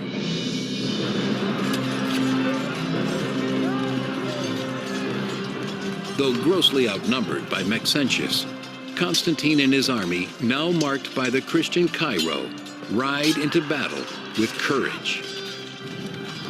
The Battle of Milvian Bridge is a significant battle. The forces are arrayed against each other. And despite a numerical advantage, Maxentius's forces are pushed back by Constantine towards the river.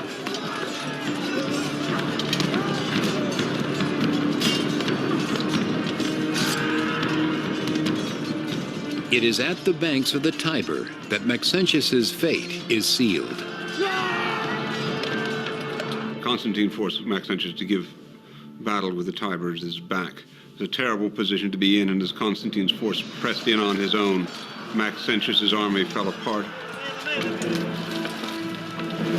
With no other options, the usurper Maxentius flees with his army, attempting to swim across the Tiber River to Rome.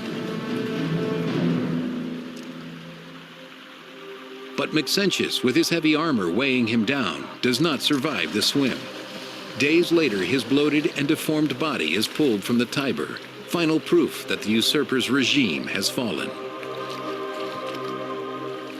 Constantine has won a significant victory at Milvian Bridge that eliminates the opposition of Maxentius, and even more significantly, gives Constantine control of a full half of the empire, including the wealthy province of Italy. Maxentius's fate is a powerful reminder of Constantine's strength and of what befalls those who dare to oppose him. Constantine went out of his way to dredge his body out just so they could parade his head through Rome and then send it to North Africa to demonstrate that this previous emperor was dead and Constantine had now taken over. His victory over Maxentius also proves to Constantine that the Christian God is more powerful than the pagan gods of his enemy.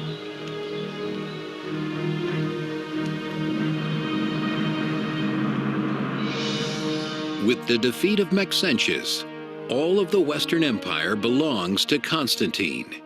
As agreed, he leaves the East for Licinius to take.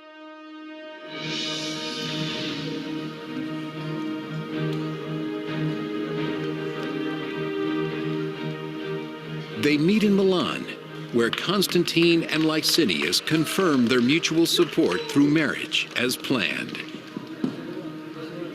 Constantine decides to bind himself to Licinius, or bind Licinius to his cause. He takes one of his half-sisters, Constantia, and marries her to Licinius, who recognizes that this is the natural way of making an alliance. Now, to begin with, the marriage itself actually marks the point at which the two, Constantine on one hand and Licinius on the other, agreed on the policies. One of these policies reflects Constantine's recent adoption of Christianity. The two emperors consulted on how they would carve up power between them, and one element in this decision was to extend toleration for Christianity throughout the whole empire. Licinius was not a Christian himself, although he agreed with Constantine to stop persecution throughout the empire. For now, such agreements come easily, but an alliance born of ambition is fragile, and Constantine must recognize that his sole co-emperor is also his greatest rival. After forming an alliance with Emperor Licinius, Constantine defeats the usurper Maxentius in Italy. Now convinced that the Christian God granted this victory, Constantine is determined to show his appreciation.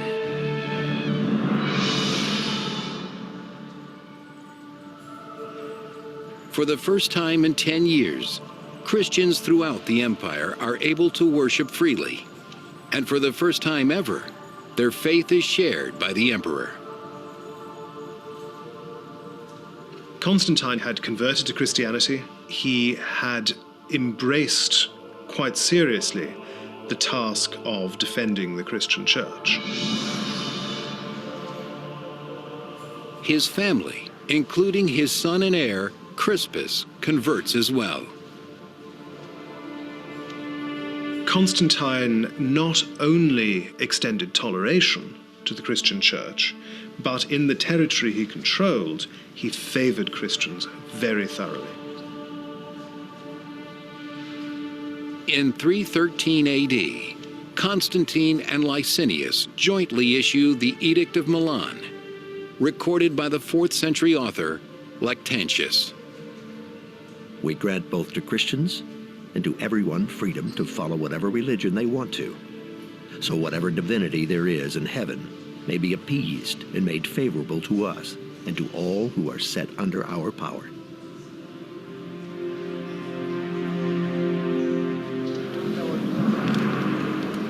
But in the years that follow, Constantine's relationship with Licinius deteriorates. As Licinius battles his way to dominance in the east, his hunger for power grows.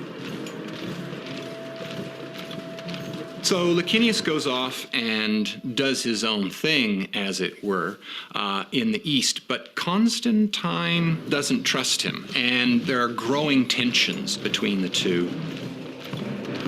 After 9 years of shared rule, both emperors covet control over the entire empire.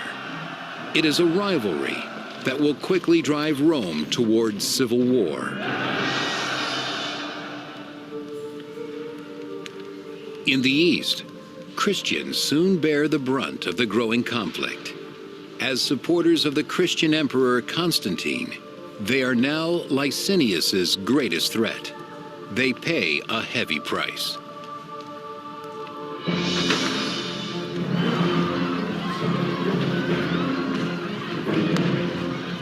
Ultimately, one of the responses was a renewal of persecution. And the reason for that, of course, was very simple. Constantine was known to be a defender of Christians, and Christian subjects of Licinius could look like a fifth column, could look like enemies in Licinius's own territories. So he chooses to persecute them. As the churches and holy books go up in flames, so does the old alliance between Licinius and Constantine. For Constantine, now a seasoned ruler of middle years, the persecution of Christians is just the excuse he needs to attack Licinius. He quickly orders his troops to march on his eastern rival. Constantine was an especially effective cavalry leader. We often find himself at the head of cavalry, moving around the flanks of his enemy. He certainly does this to Licinius. At Constantine's side is his able son and heir, Crispus, who proves his worth in battle as well. Together they drive Licinius eastward. From Adrianople, Constantine and Crispus pursue Licinius to Byzantium and on to Chrysopolis, where he makes his final stand.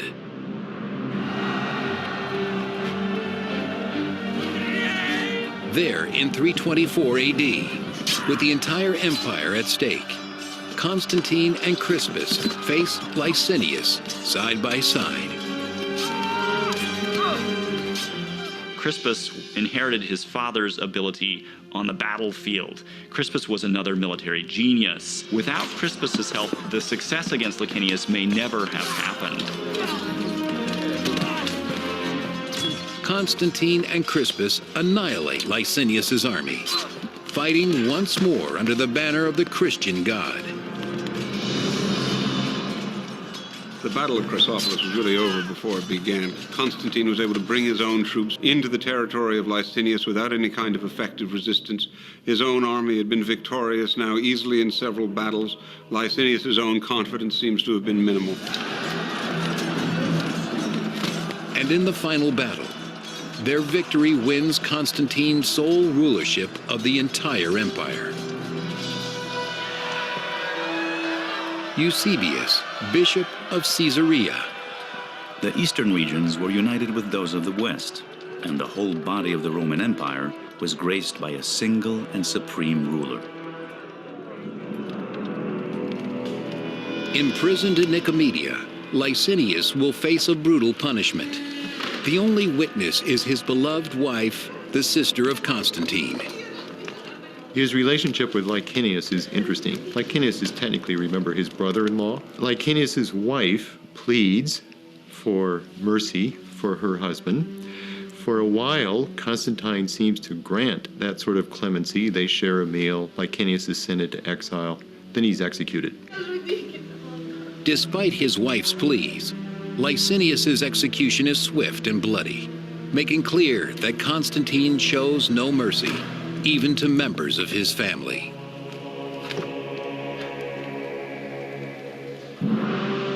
With the elimination of Licinius, Constantine now rules the entire unified empire and intends to make his loyal son Crispus a junior emperor in the West.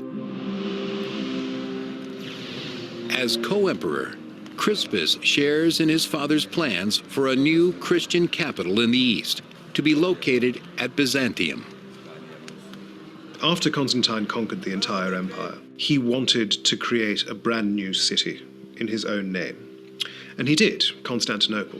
He chose a strategic location halfway between the most important frontiers, and he deliberately chose to create a new city that would have no association with his pagan predecessors. It was a city that had no rival traditions. It was a Christian city. But even as his greatest dreams come to fruition, trouble brews among those closest to Constantine's heart: his wife Fausta and son Crispus. Crispus was the son of Constantine's first wife. His last three sons were the sons of his second wife, Fausta. And there can't help but have been some kind of tension between the two groups, especially on Fausta's side, because she would clearly want her sons to get what's coming to them, but of course Crispus is in the way. Jealous that Crispus has been granted power in the West, Fausta is determined to secure even greater power for her sons, no matter what the cost. With his son Crispus, Constantine defeats his last rival, Licinius, and finally unites the empire under his new Christian faith. But Constantine's unity is soon threatened as riots break out over religious differences within the Christian church.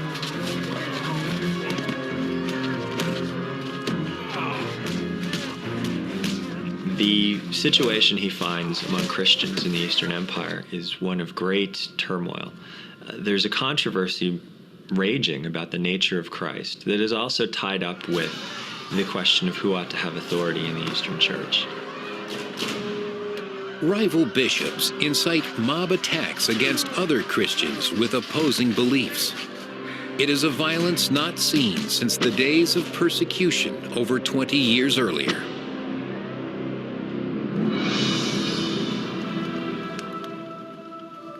Desperate for a resolution, Constantine demands the church officials put an end to the bloody controversy. So he calls together a council of over 300 bishops and has them meet at a city called Nicaea. He charges them with arriving at a single definition of what Christians believe.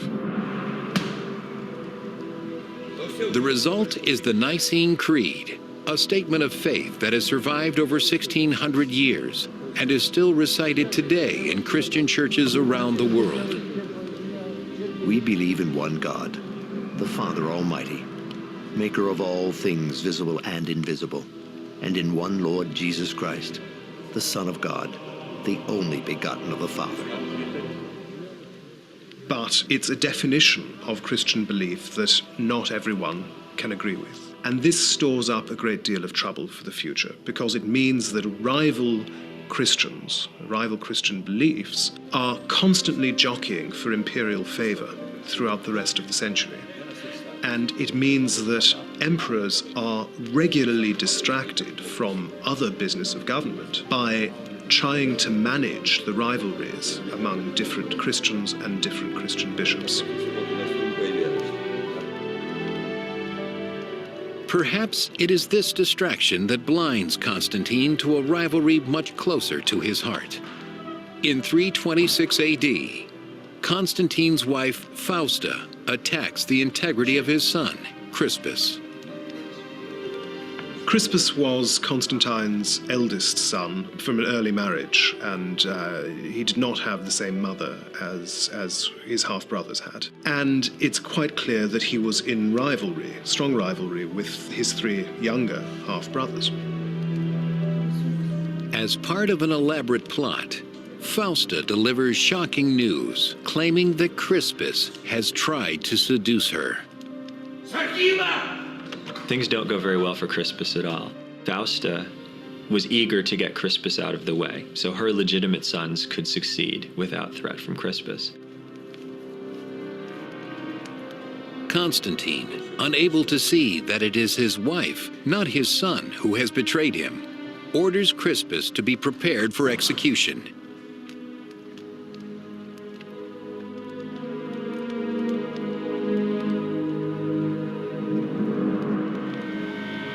Imprisoned in distant Pola, modern-day Croatia, Crispus insists on his innocence. Though his cries fall on deaf ears, he has an advocate in Constantine's court. Constantine received advice from his own mother, Helena, that perhaps it was Fausta herself who had engineered this little plot, had pretended to be violated or to have been set upon by Crispus in order that she, Fausta, could promote the interests of her own sons. Constantine had certainly acted too hastily and was aware of that. Fausta pays for her treachery with her life. But Constantine's realization comes too late for Crispus. The prison guards have already received their orders to execute the royal son. What exactly happened, we don't know. But it was a terrible blow to the Roman Empire that Crispus was sacrificed on the altar of history. And Constantine is left only with a devastated conscience. As a sort of penance, Constantine spends the last years of his life building churches in Jerusalem, Bethlehem, Constantinople, and Rome. Among the most magnificent of these churches is one built on the site thought to be St. Peter's tomb in Rome, a place of pilgrimage for Christians to this day. It is for his churches that Constantine is better known. That in itself is an indication both of his pro-Christian policies and of the attachment to the Christian faith. Refusing to abandon this faith, despite its ongoing disputes, Constantine directs the construction of the glorious Basilica of St. Peter himself.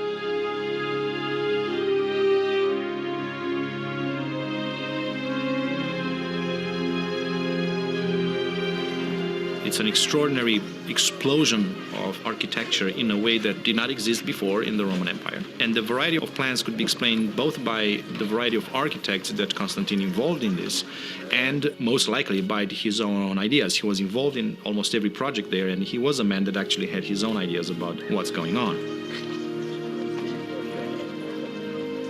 Constantine can only hope that this devotion at the end of his life will erase a multitude of sins.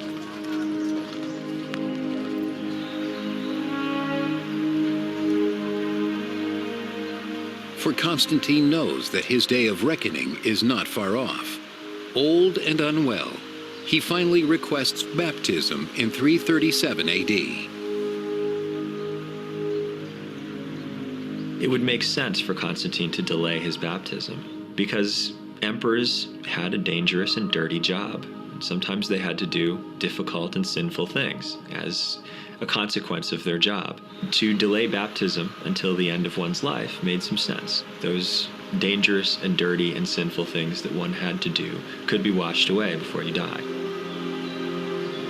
Haunted by these sins, Constantine wants nothing more than to die with a clean conscience, purified by the waters of baptism.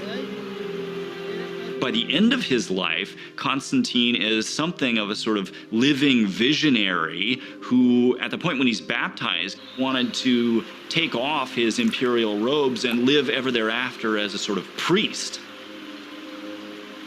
At the end of his life, Constantine finally finds peace in the faith he wrote about throughout his life. I know that I am in the true sense blessed, that now I have been shown worthy of immortal life, that now I have received divine light. Constantine dies in May of 337 AD, after more than 30 years of rule.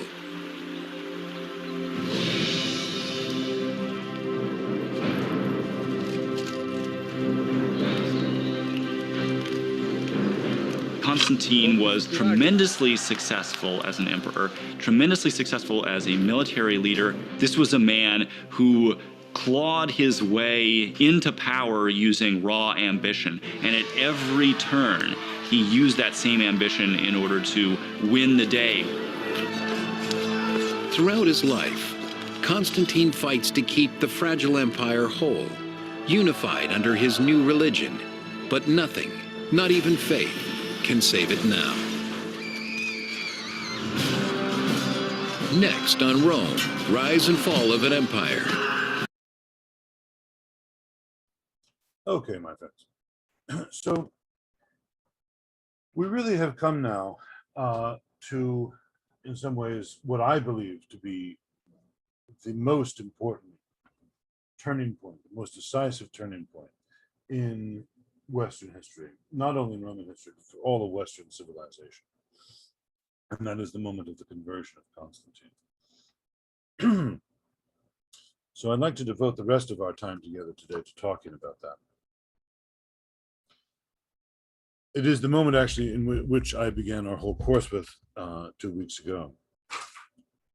On October 28th, 312 AD, the Emperor Constantine defeated one of his rivals, a man named Maxentius, at the Battle of the Milvian Bridge. This bridge is just north of Rome today and crosses the Tiber. The Milvian Bridge, of course, had been associated with many important events in earlier Roman history, the most famous of them being in 49 BC, when the consuls of the Republic entrusted Pompey with a sword to defend the Republic against Julius Caesar. And the result was the civil war that ended the Republic and brought about the reign of the emperors. But at the same decisive point, Constantine defeated his rival Maxentius and went on to reunite the Western Roman Empire. And some 12 years later, he would defeat Licinius, put an end to the final persecutions in Rome, and became master of the entire Roman world. The difference, of course, in this battle was that it was a miracle, a divine intervention, that gave the emperor a victory in the civil war. But most importantly, it was a miracle wrought by Jesus Christ. And this battle was seen by Constantine as a justification and vindication of the power of Christ. And from that point on, he identified himself very strongly with the Christian faith. And certainly, in my opinion, he genuinely converted at that moment, after that time. Now, the information we have on his conversion is not nearly as good as we would like. And that is a significant point that must be stressed. We have two literary accounts written both by Christian authors. One is the man named Lactantius, who we have already met, who was living at the time of the Battle of the Milvian Bridge, but he was not there. He was in the city of Nicomedia, that is the capital of the Emperor Diocletian, and later the capital of that Emperor Galerius, who, remember, instigated the persecutions against the Christians. And so he was not present at the battle. He was not even in Italy. He was a teacher of rhetoric, and he later became tutor of the eldest son of Constantine Crispus, who we met in the movie. But the other account comes from Eusebius. Actually, Eusebius penned two accounts in Greek, and again, he was not present at the battle. The longest account, the fullest one we have from Eusebius, comes from the life of Constantine, and that was written almost a half a generation later.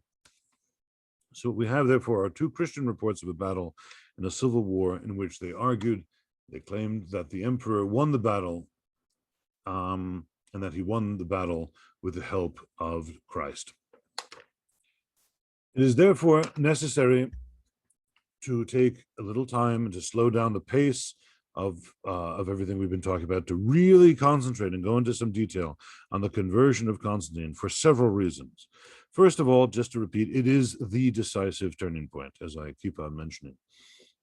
But secondly, it allows us to look at these various different sources, which are very important. And third of all, the conversion of Constantine has been the subject of all sorts of criticisms and interpretations, both by scholars and popular writers, really since the start of modern scholarship in the 19th century, but also even going back to the 4th century AD. There were plenty of Romans who had very diverse views on Constantine, particularly though since the 19th century. Constantine, I would say, it is no exaggeration to say, is one of the most controversial figures in all of European history, in all of world history. And that definitely can be felt with the advent of modern scholarship in the 19th century. First, let us take a look at what these authors that I've just enumerated, Lactantius and Eusebius, tell us about the conversion.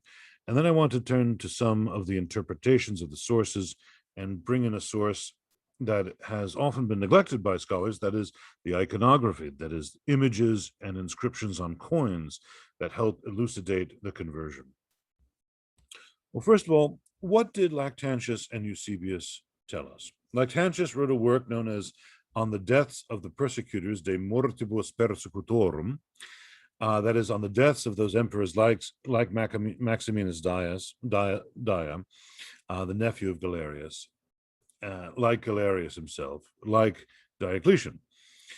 In Lactantius's account, he tells that on the eve of the Battle of the Milvian Bridge, Constantine ordered that a Christian symbol be put on the banners and shields of his soldiers. This symbol is described as a version of what later became known as the Chi-Rho, the Christogram. The letters Chi and Rho in Greek are the first two letters of Christ's name, Christos, of course, the Anointed One, which is the Greek equivalent of the Hebrew word Messiah. The description is rather awkward in Lactantius, even from a kind of linguistic point of view. It is difficult actually to make precise sense of it. And Lactantius, in addition to telling us about Constantine on the eve of the battle, invoking the Christian symbol, also tells us that his rival Maxentius spent a good deal of time consulting, typical pagan rites, oracles, doing everything in his power to try to divine the future, and you saw that in the movie as well. The whole account is drawn in very stark terms. Constantine, the Christian emperor on the one side, Maxentius, the evil pagan, on the other. Nonetheless, Lactantius does report this Christian symbol. That is quite clear. And he does take pains, albeit in a kind of awkward way, to describe exactly how the symbol was made. Eusebius reports the event in two accounts, as I say. The first is in his ecclesiastical history, written just a couple of years after the battle, but revised some 10 years later. And there he says only that Constantine prayed to the Christian God and won the battle. The fullest account, though, comes from the so-called Vita Constantini, the life of Constantine, a biography, or better described, an imperial hagiography, in which Constantine was given a succession of visions, first in the form of a dream, but ultimately a vision that is experienced by the entire army. That is, they see in the failing light of day in the sky this symbol, and then they hear the words, in hoc signo vinces, in this sign you will conquer. Of course, in Greek, Eusebius is right in Greek, en tuto nikes, but nikesis, sorry, the future tense. The Chi-Rho, though, is clearly described, and we are told that Constantine put this on his banner, called the labarum, and later he has a dream in which the symbol is explained to him by Christ, and he goes into battle not just with this symbol, but the symbol, not just with the symbol on his men's shields, but also carried on this kind of thing called the labarum, which is essentially it's what you see here, this kind of battle banner that is brought in. In his fuller account, many scholars have doubted whether Eusebius is really accurate, and if he has not attributed a symbol that might have been used by Constantine, or actually one of Constantine's colleagues and rivals, Licinius, in a later battle, and then retrojected it back to the famous battle of the Milvian Bridge. Okay, so that is a scholarly objection that we're going to look at right now. And there is also an argument that Eusebius did not write this life, even, that it was written 2 or 3 generations later, and that we're dealing with an entire legend. Well, we can answer these objections because the opinion that it was a legend and manufactured several generations after Eusebius, that is, by someone writing under the assumed name of Eusebius, is immediately vitiated by the coin evidence. In 328 to 329 AD, there were some coins issued at Constantinople that clearly show the labarum with the Chi-Rho. We also, in 350, get a loyalist general, Vetranio, loyal to the family of Constantine's sons, issuing coins showing the labarum, showing the Emperor Constantius II with the inscription in hoc signo victor eris, slightly different version of the same idea. In this sign you will be the conqueror. So at least a generation after the battle, it was well known that the battle had been won under this Christian symbol and with this slogan, in this sign you will conquer. Most scholars now believe, therefore, that Eusebius did write this account, and Eusebius claims that he wrote it with the advice and under the guidance of the Emperor Constantine. Constantine told him what had happened, and he is simply reporting what the emperor said. And this is at most 30 years after the battle. So even people could say, well, maybe Constantine's memory is subject to embroidery or elaboration or whatever the case may be. But nevertheless, there are these accounts that we have from the people directly involved in the experience, writing about it in their lifetime. That's certainly certainly something that has to be dealt with. Now, this is, we will come back to this medallion later on, but just to point out, this is a medallion that was published, or that was stamped in Constantine's lifetime, the Ticina medallion. And you can see, it's an image of Constantine. You can see the Chi-Rho. I've kind of illuminated it there for you up on the top of them. So again, it definitely goes right back. The tradition goes right back to the battle itself. You can see that it is very easy for scholars to doubt the veracity and accuracy of these reports. Easy in the sense that maybe we might even say fashionable, or they can give full rein to their cynical interests and to their cynical kind of attitudes. the most, the kind of the first of this tradition, the first person who in modern scholarship was who kind of had this sort of cynical approach to Constantine's conversion was the brilliant 19th century scholar and Swiss humanist Jakob Burckhardt. And before I go into kind of, I'm going to basically catalog for you about maybe 30 or so modern scholars since the 19th century and how they have interpreted Constantine. Because what we're going to see is that despite considerable advances in source criticism, chronology, and critical methods, scholars are in many ways still no closer to arriving at an agreed upon interpretation of Emperor Constantine. To understand how this is so, it is worth examining, even if only briefly, the perspectives of at least some of Constantine's most significant interpreters from the mid-19th century up to the present.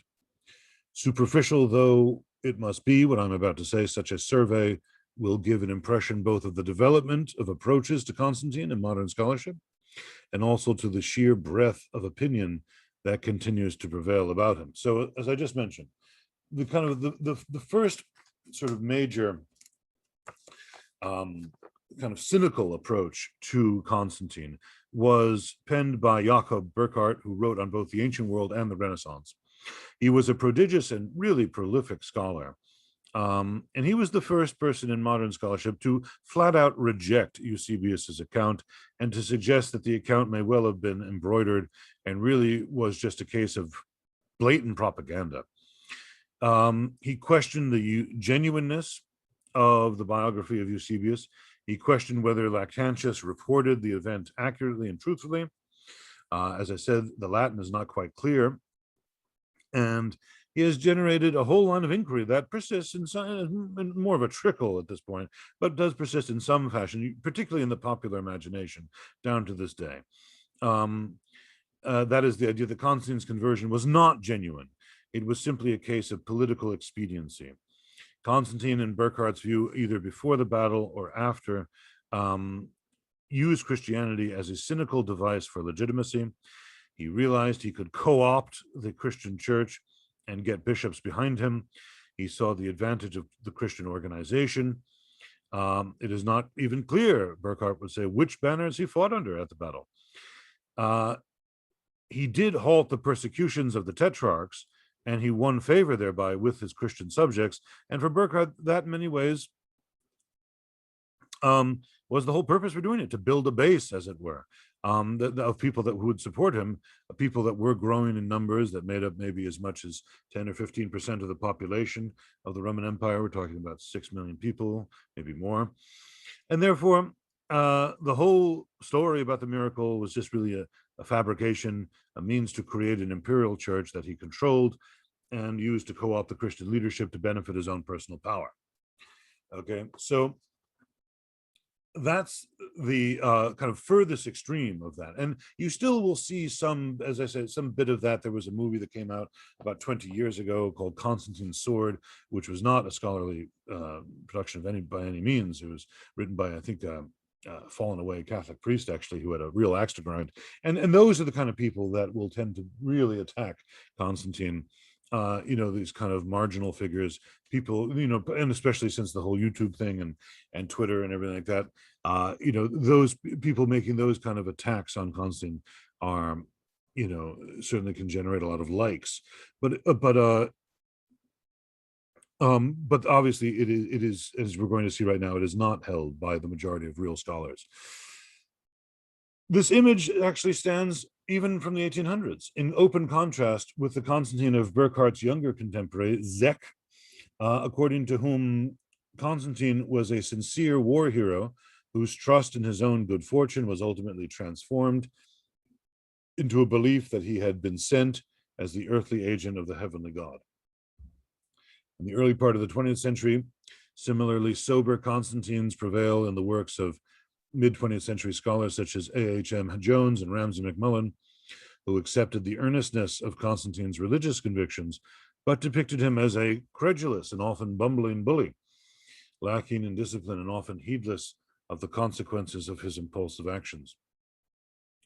Henri Gregoire, from yet another perspective, raised objections to Constantine's story of conversion altogether, arguing that it was rather Licinius who initiated Philo-Christian imperial politics in the 310s, and that Constantine only converted after taking control of Licinius's demands in the east, which would have been in 324, where the power of the Christian movement could be exploited for political advantage. So kind of a similar idea in some ways to Burckhardt, similar cynicism, but yet slightly different in the details. Joachim Bleichen gave his an understanding, continued in this understanding, in this way, this kind of the cynical approach. And thus from the mid-19th to the mid-20th century, most scholars, I think we could say, put little credence in a genuinely Christian Constantine, preferring instead to hold political motives or simple fatuousness responsible for what proved almost by accident to have been the emperor's momentous decision to convert.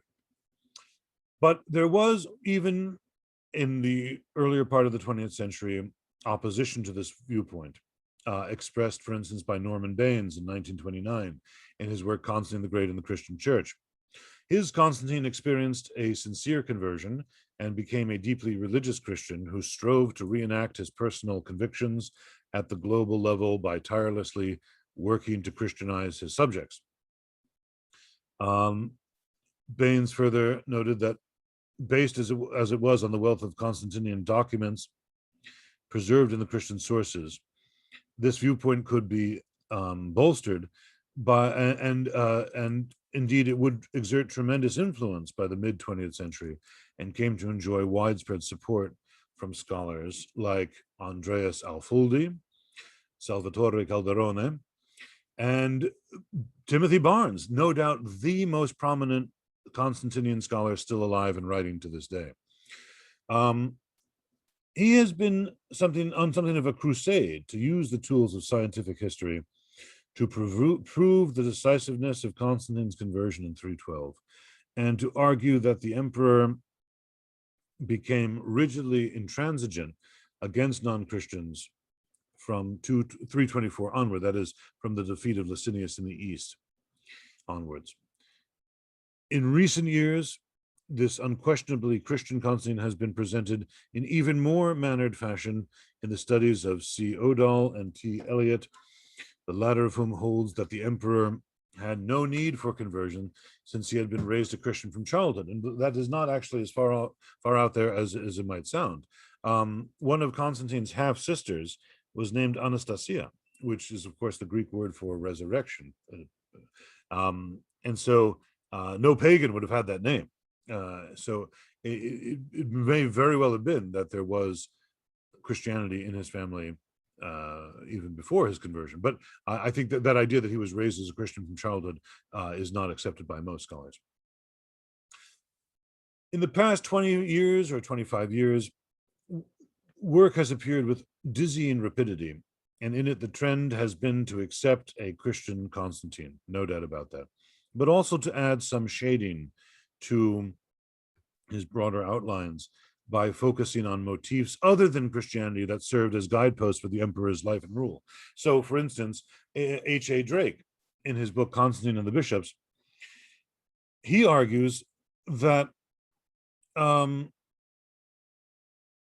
Constantine definitely was a Christian emperor, to be sure, but he was one ready to see compromise and concessions in pursuit of consensus and harmony, the lofty idea of concordia, which was so potent a concept in the Roman political imagination. Klaus Martin Giardet's Constantine is deeply spiritual, a convert already by 311, who from this point forward became even more concerned with his role, not just as a politician, but above all as a religious leader. H. Brandt, similarly, upholds Constantine, that Constantine made a clear qualitative leap towards Christianity after his conversion in 312, even if the roots of that conversion, like the roots of most of Constantine's policies, lay in the groundwork well prepared by his Tetrarchic predecessors. P. Stevenson outlines an emperor who was riding a rising wave of conversion when he turned to Christianity, and who hoped to use his new religion as a guarantor of military victory. Paul Vane, by contrast, sees Constantine's conversions as a radical but ingenious maneuver that exploited the inherent brilliance of this new religion to set the church on a path toward world dominance. Nevertheless, these Christian Constantines are by no means the only actors on the stage. Many contemporary scholars cleave to a more spiritually neutral figure, much more interested in politics and rulership than faith or religion, such as A. Marcone, who has Constantine absolutely be a Christian, but one who became so entangled in issues of sexual morality, family intrigue, and dynastic politics that he diminished his impact as a standard bearer for the faith. Van Damme, who was in the film that we just watched, he conceives of a Constantine who revolutionizes the empire on a number of other fronts without expressing any pronounced concern for Christianity, standing as a sort of living embodiment of the late Roman zeitgeist. This Constantine finds his way almost by accident towards a Christian empire that is constructed around him by bishops and biographers like Eusebius. David Potter, who you can read this book is on Audible. He also was in the movie too that we just saw. He's one of the biggest Roman historians alive to this day, not just on Constantine but on all periods of Roman history.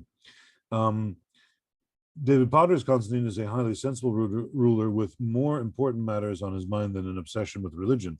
So yes, he was Christian, no doubt about it, but he also was a Roman ruler, and he had to worry about the barbarians in the north. He had to worry about economic policies and all sorts of other things too. J. Harries presents a Constantine that is by all means Christian, but one who is cautious in his reforms and always willing to compromise in order to maintain tradition and keep the peace.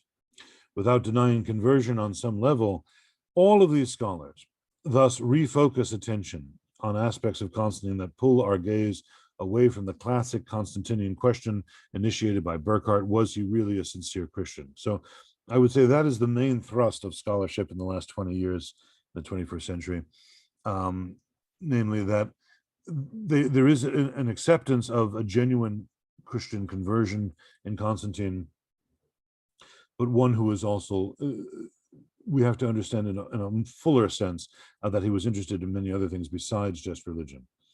Others view Constantine as a transitional figure whose understanding of Christianity was far from monolithic and who drew just as freely from traditions of ruler cult and sun worship as from Christian theology.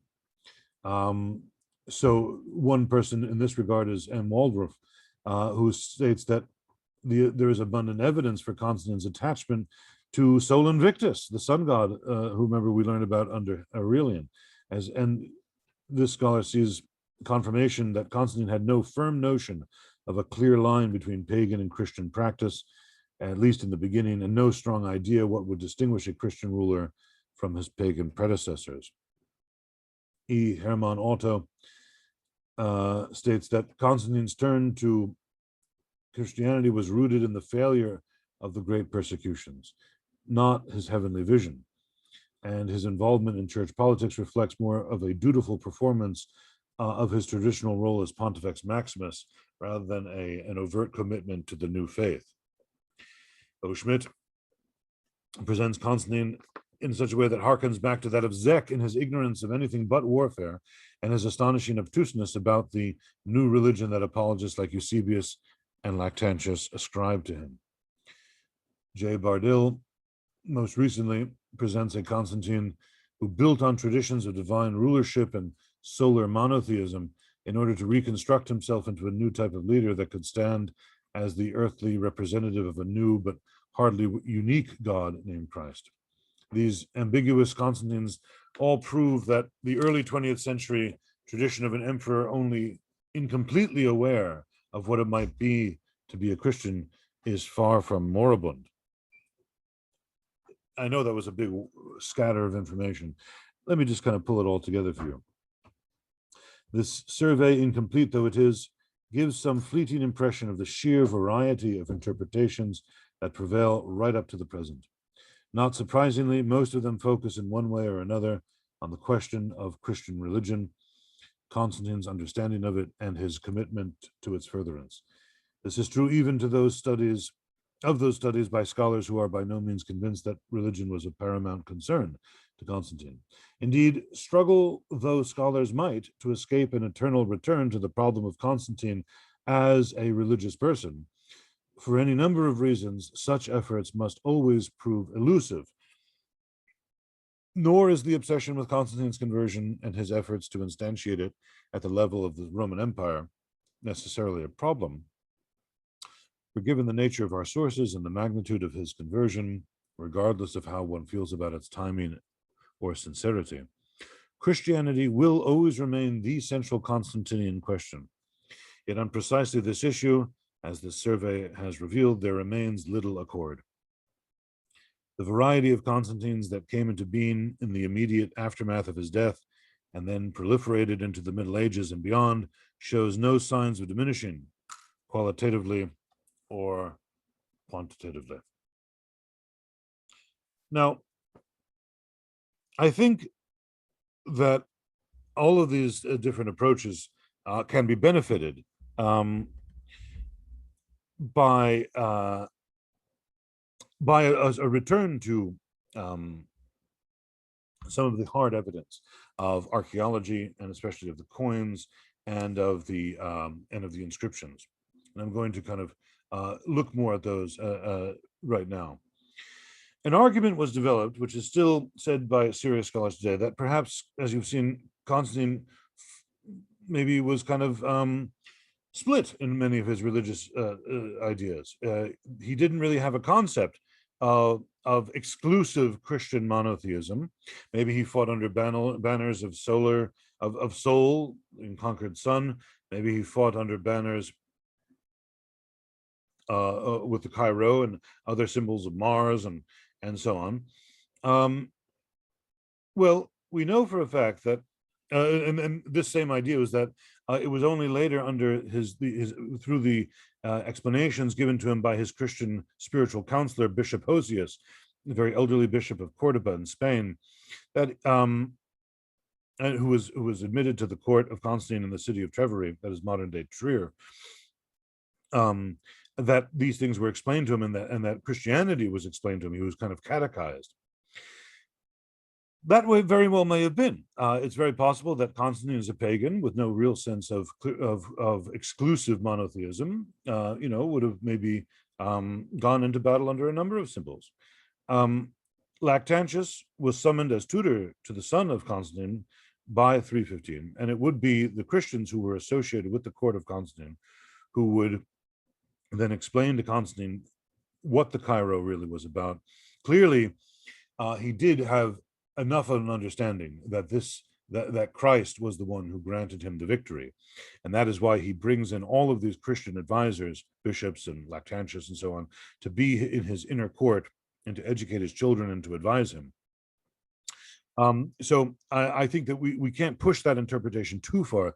If he might have had, or his soldiers had, various different banners that they went in under, certainly it was his very firm belief that the battle was won for him because of the Christian symbol of the Chi-Rho that he put on his banner. Now, when Constantine, my opinion of all of this, my interpretation of him, would be that there is no reason to believe that he did not know that the Christogram was a symbol of Christ, and I do find it very implausible that he fought the battle, won under the symbol, and then only when it was explained to him by Hosius later that he understood that it was a Christian symbol. No, I think he understood that from the get-go, obviously, but that he was certainly kind of catechized and taught by these later Christian counselors. I think that is definitely true. And of course, that is something that any person who has ever done any kind of missionary work or trying to bring people to Christ, everybody knows, who has had those experiences, that it is oftentimes a long and twisted process where ideas that one has developed throughout one's life need to be kind of refined, and some ideas need to be rejected and other ones embraced, and that there is a kind of period of time where things are sort of maybe mixed or hodgepodged in a person's brain. So And as I said, the coin evidence is very significant in this direction. Coins were disseminated in vast numbers in the late Roman world. There were repeated coinage reforms where the old money was called in and new money and melted down and new money was issued. One could change the iconography very rapidly. And what's interesting is that there are relatively few Christian symbols on Constantine's early coins. There are these couple of medallions, as I pointed out, the Ticinum medallion that gets published very quickly after the Battle of the Milvian Bridge, kind of a commemorative coin, where you see the Cairo and the helmet of Constantine. And Eusebius definitely tells us that the Cairo was put on the symbol of his ceremonial helmet. So we do have some that show things like that, but the vast majority do not. There are few instances, in fact, of the labarum on imperial coins that were issued by Constantine, let alone by his pagan rivals. And there were very, very many coins that were issued. And so really it's just a kind of a fraction of them that show Christian symbols. So why would he do that? Far more common, in fact, are the coins of Constantine that continue to show pagan gods. These include Mars, who was apparently the most favorite god of Constantine earlier in his reign, up until, say, 310. There were also coins of Sol Invictus, the unconquered sun, and these images carried the pagan gods, the pagan gods continued at least 8 or 9 years after the Battle of the Milvian Bridge. This is one of the pieces of evidence that a lot of these kind of more cynical scholars point to and say, like, well, did Constantine really convert? Some of this, I think, we have to explain away just as the routine of mint masters. That is, they simply put on the coins images that they had always put on the coins. Some of it, therefore, was just routine bureaucratic tradition. But you can't dismiss all of it in that way. The simple fact is the vast majority of Constantine's subjects were still pagans. If we said, as we said, Christians made up 10 to 15% of the empire at this time, that's still 85% of the empire that's not Christian. And putting overt Christian symbols on the coins was dangerous in a sense. It was denying the gods immediately, in the sense of, it would have been rather revolutionary. And not that Constantine still accepted those gods anymore, but rather that the vast majority of his subjects did, and he had to kind of keep the peace. What most scholars, I think, fail to realize, who are of this more cynical bent, therefore, is that the gods that continue on the coins of Constantine and the very few Christian symbols show that what Constantine was really doing from 313 after the Battle of the Milvian Bridge down to 324 was he was trying to reunite the Roman Empire. What he was in some ways doing was emptying the coinage of religious content. And that in some ways is a significant change. And that has often been missed. The emperor now is projecting himself as the leading figure on the coins.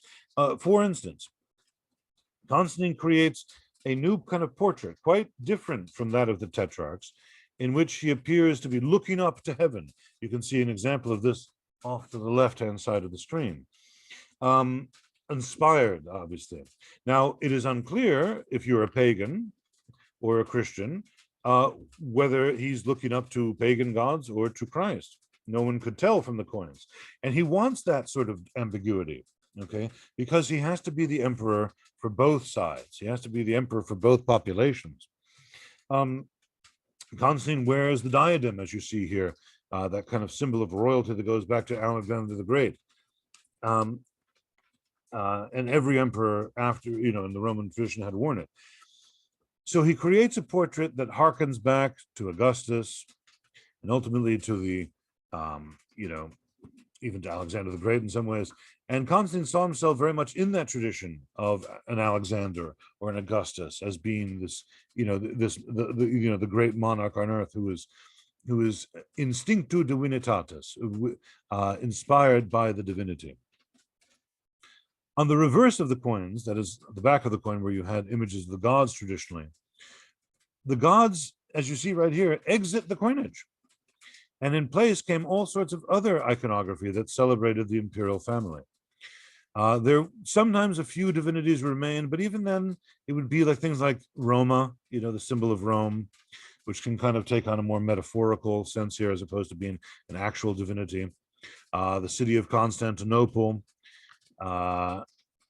personifications such as those of victory, felicitas, felicity, blessedness. Now, to Christians, these were classical personifications and symbols and not really goddesses.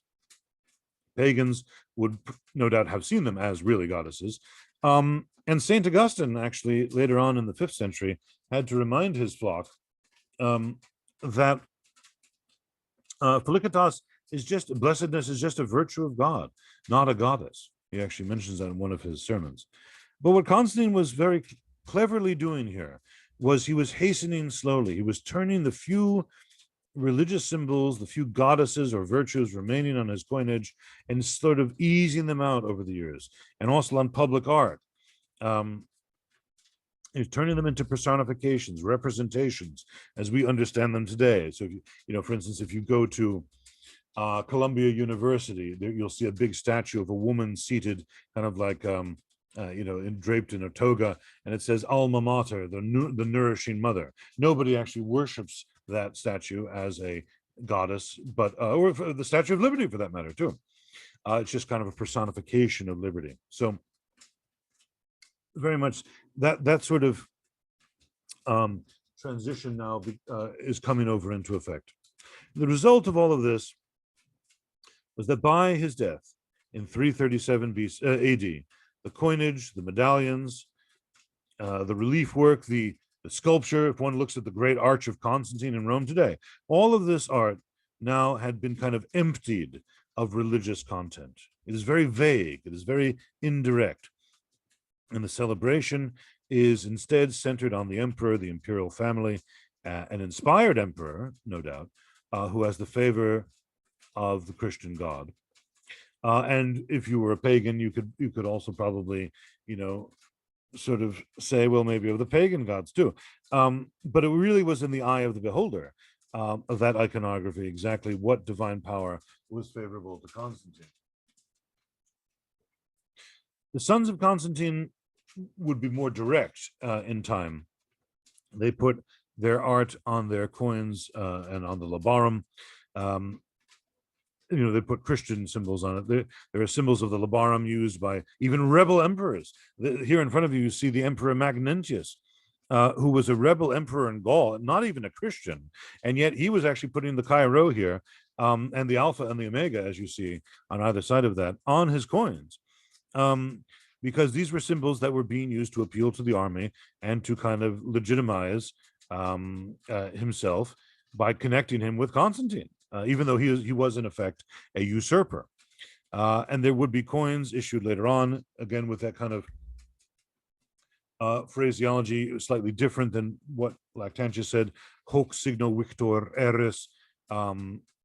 This was used by a general turned emperor who opposed Magnentius and was loyal to the surviving son of Constantine, Constantius II. As you go through the course of the 4th and 5th centuries, looking ahead, imperial art will become increasingly Christian in its iconography. And by the opening of the 5th century, you get angels and crosses. By the early 5th century, emperors will proclaim their Christianity much more overtly, especially after the laws of 391, 392 under Theodosius that outlawed the pagan cults and made Christianity the official religion of the Roman Empire. But in Constantine's day, you could not do this. Most of his subjects were still pagan. All of his rivals were still pagans. There were rival emperors. We saw Licinius. There were, of course, generals out there that he had to worry about. And therefore, what the coinage shows, and you're talking about loyalty of the armies and stuff, what the coinage shows is a steady shift away from religious symbols to symbols that everyone could agree upon. And that is a significant shift in and of itself. And the way I always put the issue is what the coins do is kind of render what is known as a Scottish verdict. They do not prove a person guilty. In Scotland, the decision in a court can either be innocent, guilty, or not proven, which is another way of saying we just don't know. And in a way, the currency essentially is a Scottish verdict, in my opinion. it is consistent with what the literary sources tell us as well. That conversion of Constantine, the conversion of Constantine, therefore, is significant for several reasons, is shown by the fact that Constantine's conversion is the only really documented conversion we have between St. Paul in the Bible, on the road to Damascus, and of course St. Augustine's account in the late 4th, early 5th century. His incredible intellectual journey, spiritual journey, as Augustine went from Christianity to Manichaeism to Platonism, and eventually back to Christianity, which he discusses at length in his Confessions. Well, in both of those instances, with St. Paul and St. Augustine, we are dealing with powerful intellects. Certainly, in the case of St. Paul as a mystic, based on intellectual and spiritual considerations that would be understood by the elite of the Roman world. But nevertheless, you don't really have any other documented conversions, even though, of course, at this time, individual conversions were happening all over the place. And in fact, the whole phenomenon of conversion, of leaving behind one's former way of life, is so central to the whole process of the conversion of the Roman world. And I just kind of want to expand upon that for a moment, because we are very far removed from the days when, for many, one's baptism could be said to be the most momentous moment in life, and perhaps the most dramatic, terrifying, and joyous experience that one will ever have. Most Christians today, at least in the developed world, are baptized in infancy, and even those whose traditions delay the rite until adulthood are, for the most part, children of Christian families and have grown up in the faith. And so their baptisms merely seal and affirm the lives they have always lived. This was obviously not the case, however, for most of the Christians of the earliest centuries. For them, baptism was of an altogether more radical nature. It was understood as nothing less than a total transformation of the person who submitted to it. And as a ritual event, it was certainly understood as being far more than a mere dramaturgical allegory of one's choice of religious association. No, to become a Christian was to renounce a very great deal of what one had known and been to that point, in order to be joined to a new reality, the demands of which were absolute. It was a departure from one world with an irrevocable finality and an entrance into another. A convert to Christianity from paganism somewhere in, say, the greater Byzantine world, late Roman world, within the first few decades after the Edict of Milan, would not, in most circumstances, have been granted immediate entrance into the community of the faithful. Catechetical and liturgical customs varied, of course, greatly from place to place, but certain aspects of Christian baptism were very nearly universal. In general, if one sought to be received into the church, one had to first become a catechumen, a student of the church's teachings, and during the period of one's catechumenate, one participated only imperfectly in the life of the community. Not only did one not yet enjoy access to the sacraments, but one might typically be required to depart from the congregation on Sundays after the liturgy of the word, before the Eucharist was celebrated. And one could remain in this liminal state in many cases for years, receiving instruction, submitting to moral scrutiny, learning to discipline one's will, and gradually becoming accustomed to the practice of the Christian life.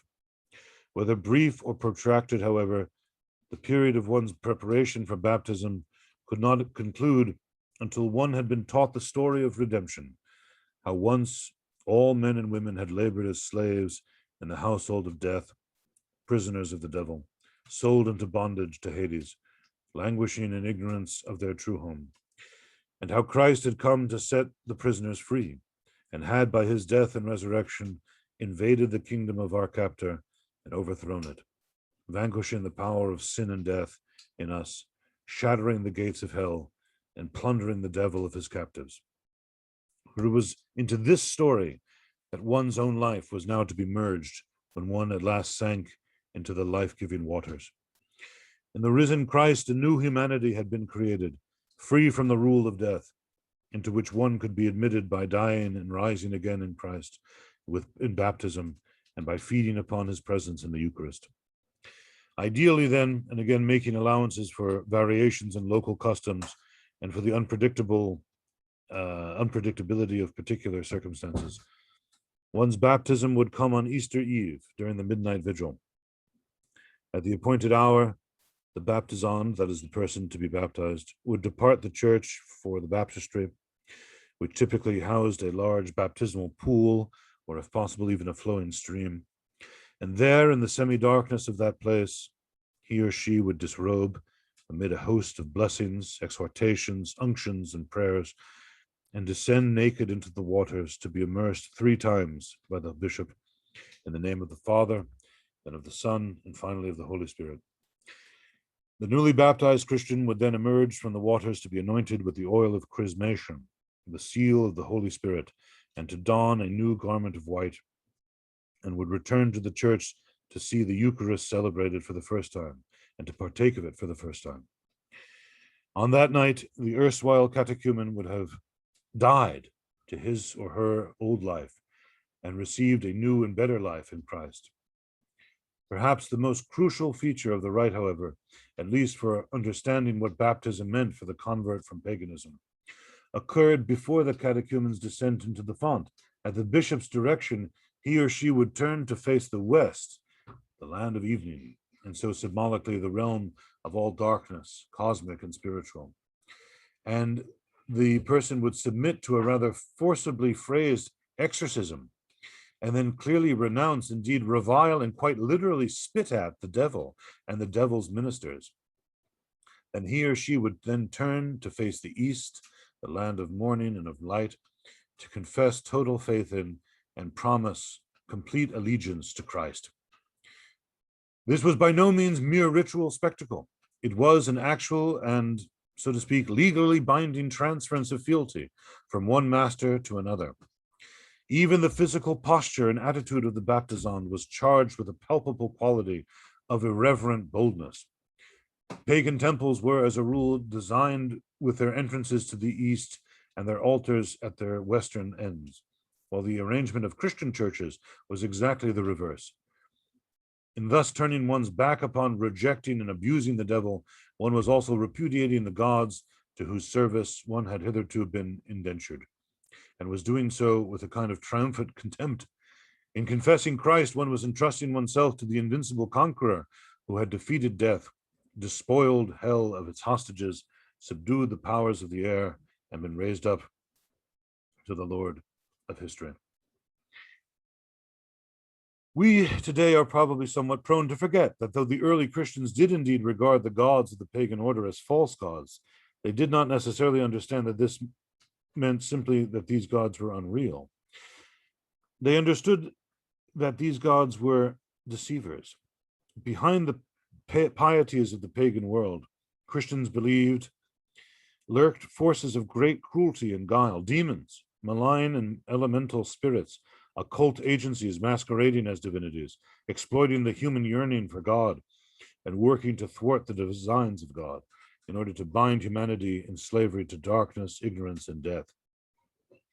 To renounce one's bonds, therefore, to these beings was an act of cosmic rebellion, a declaration that one had been emancipated, in the language of St. John's Gospel, from the prince of this world, or in the somewhat more disturbing language of 2 Corinthians, from the God of this world. In this fallen state, the cosmos lies under the reign of evil, 1 John 5:19. But Christ came to save the world, to lead captivity captive, Ephesians 4:8, and to overthrow the empire of those thrones, dominions, principalities, and powers, Colossians 1:16, 1 Corinthians 2:8, and Ephesians 1:21, 3:10. And the rulers on high would be overthrown, Ephesians 6:12, that had imprisoned creation in corruption and evil. Again, given the perspective of our modern age, we can scarcely avoid reading such language as mythological, thus reducing its importance from cosmic to more personal or political dimensions even. But in doing so, we fail to grasp the scandal and the exhilaration of early Christianity. These thrones and powers and principalities and so forth were not merely earthly princes or empires, though princes and empires served their ends. Much less were they vague abstractions. They were, according to the Jewish apocalyptic tradition, the angelic governors of the nations, the celestial archons, the often mutinous legions of the air, who, though they might be worshipped as gods and might themselves be mighty and dreadful, were only creatures of the one true God. It was from the tyranny of these powers on high that Christ had come to set creation free. And so the life of faith was, for the early church, before all else, spiritual warfare, and one waged between the kingdom of God on the one hand and the kingdom of this fallen world on the other hand. And every Christian on the day of his or her baptism had been conscripted into that struggle on the side of Christ. From that point on, he or she was both a subject and a co-heir to a kingdom not of this world, and henceforth no more than a resident alien in this earthly city. I say all of this so as to suggest that what had now been occurring on an individual basis for 3 centuries, now that individual conversion was about to occur on the societal level, the conversion of the larger Roman world to Christianity. The only way that any pagan king or emperor would convert, and indeed this will be throughout the entire span of the early Middle Ages, the only way that any pagan king or emperor did convert was that the power of the Christian God had to be demonstrated, and this most readily could be done through a battle miracle. And so my understanding of Constantine is that, yes, God spoke to him in the one way in which a pagan emperor of the time would have been able to understand, and that is through a battle miracle. And that afterwards, he definitely, under the influence, of course, of his Christian counselors, and indeed his mother, Saint Helena, grew in his faith and put aside his whatever pagan vestiges were still lingering. But that process, in its outward manifestations, such as in his governance of the empire, had to be slow. It had to be deliberate, and it couldn't be abrupt. He couldn't just overthrow everything, centuries and centuries, millennia of traditions, and still demand the loyalties of the army and the loyalty of his other subjects, all of which he could not take for granted.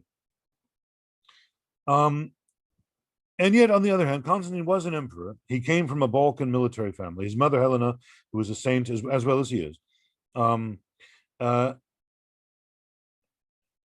his father, Constantius, was a tough general and was originally an associate of Diocletian. And therefore, Constantine, as a general, as an emperor, and as a soldier, was a pragmatic person. And his conversion was much closer, I think, to what the conversions of most of the Roman world would have been like around this time. What convinced him was not the kind of subtle arguments that, say, a person like Saint Augustine found compelling, or perhaps even the kinds of intellectual arguments that were put forward by the apologists. What convinced Constantine that this God was worth invoking was that the Christian God delivered victory, the victory at the Battle of the Milvian Bridge. And it is a dramatic demonstration, really, of the power of the Christian God in his eyes. And this was the Christian God of the Old Testament, the Lord of hosts. And Eusebius makes great play of this in his life of Constantine, where he compares Constantine to King David and to Moses leading the Hebrews to the Promised Land, to the parting of the Red Sea. Constantine's victories are cast in the traditions of the righteous kings of the Old Testament. And this is an image that will persist throughout medieval Europe and down, in some ways, right down into the 20th century among the remaining monarchs of Europe.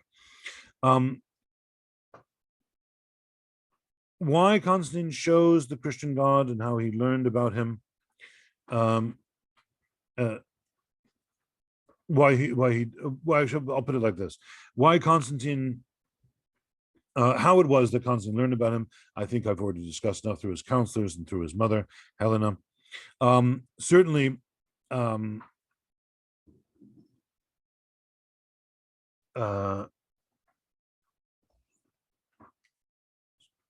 under her influence, Constantine, as the movie showed, will go around actually the entire Roman world, building churches, particularly in the Holy Land and, of course, in Rome as well, many of which still survive in some capacity. And this sort of very careful delineation, really, of this kind of fine line between walking between one's Christian subjects and one's pagan subjects, can be seen very clearly in the language of the Edict of Milan, the Edict of Toleration, that was issued in the wake of the Battle of the Milvian Bridge between Licinius, the emperor in the east, and Constantine,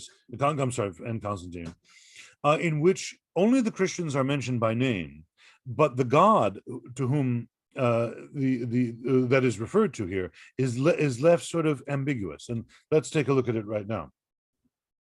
When I, Constantine Augustus, as well as I, Licinius Augustus, fortunately met near Mediolanum, Milan, and were considering everything that pertained to the public welfare and security, we thought, among other things which we saw would be for the good of many, those regulations pertaining to the reverence of the divinity, you see, kind of ambiguous phrase, ought certainly to be made first, so that we might grant to the Christians and others full authority to observe that religion which each preferred, whence any divinity whatsoever in the seat of the heavens may be propitious and kindly disposed to us, and all who are placed under our rule, and thus by this wholesome counsel and most upright provision, we thought to arrange that no one whatsoever should be denied the opportunity to give his heart to the observance of the Christian religion. So now Christianity becomes legal again, of that religion which he should think best for himself, so that the supreme deity, again, an ambiguous phrase, to whose worship we freely yield our hearts, may show in all things his usual favor and benevolence. Therefore, your worship should know, it is a rescript, it is actually directed towards a governor, so that's by the person who's being directed at here. Your worship should know that it has pleased us to remove all conditions whatsoever which were in the rescripts formerly given to you officially concerning the Christians, and now any one of these who wishes to observe Christian religion may do so freely and openly without molestation. We thought it fit to commend these things most fully to your care, so that you may know that we have given to those Christians free and unrestricted opportunity of religious worship.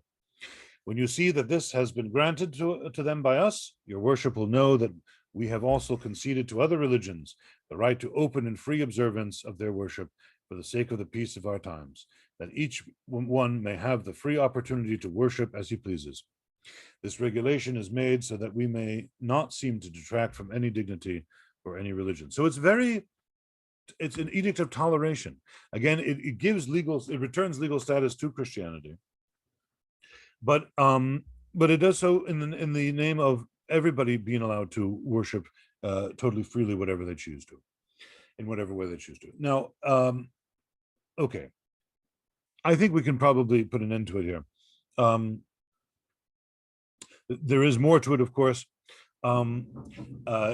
If we want to read this next part, mine as well.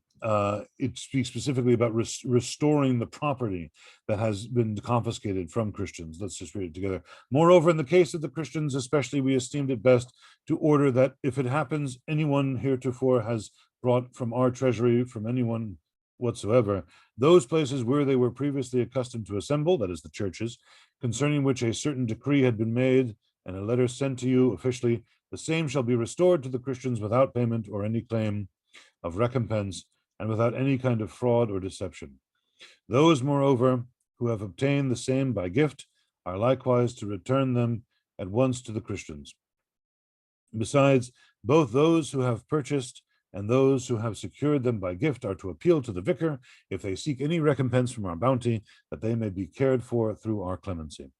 All this property ought to be delivered at once to the community of the Christians through your intercession and without delay.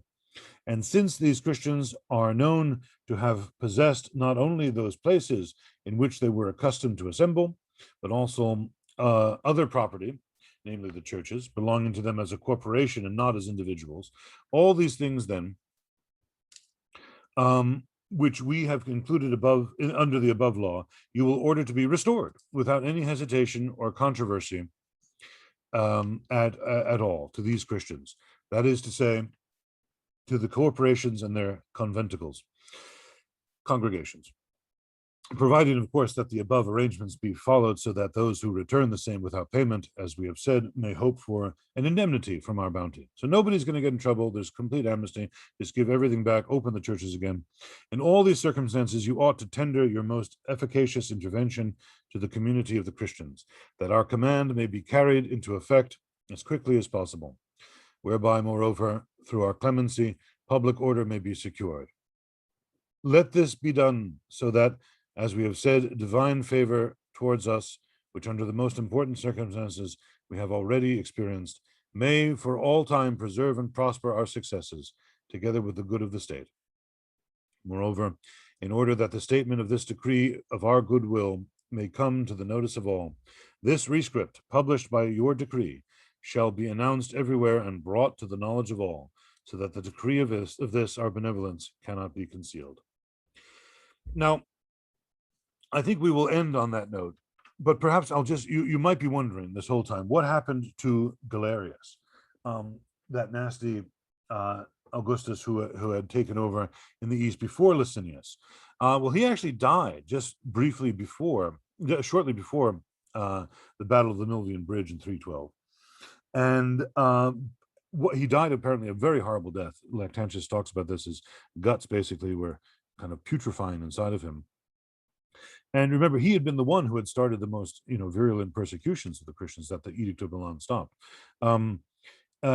He had actually called a halt. Galerius actually called a halt to those persecutions. They were reinvigorated by other emperors over these co-emperors in different parts of the empire. But Galerius, for his part, issued what is known as the Edict of Serdica. And Serdica is a place in modern-day Bulgaria, where not only does he halt persecutions of Christians, I guess being on his deathbed with his guts running out of him, he kind of thought maybe he had made a mistake in persecuting Christianity, burning people alive and so on. And so he issues this Edict of Serdica, halting persecution of Christians in his domain, and actually even having the temerity to ask the Christians to pray for him, which I'm sure they were anyway.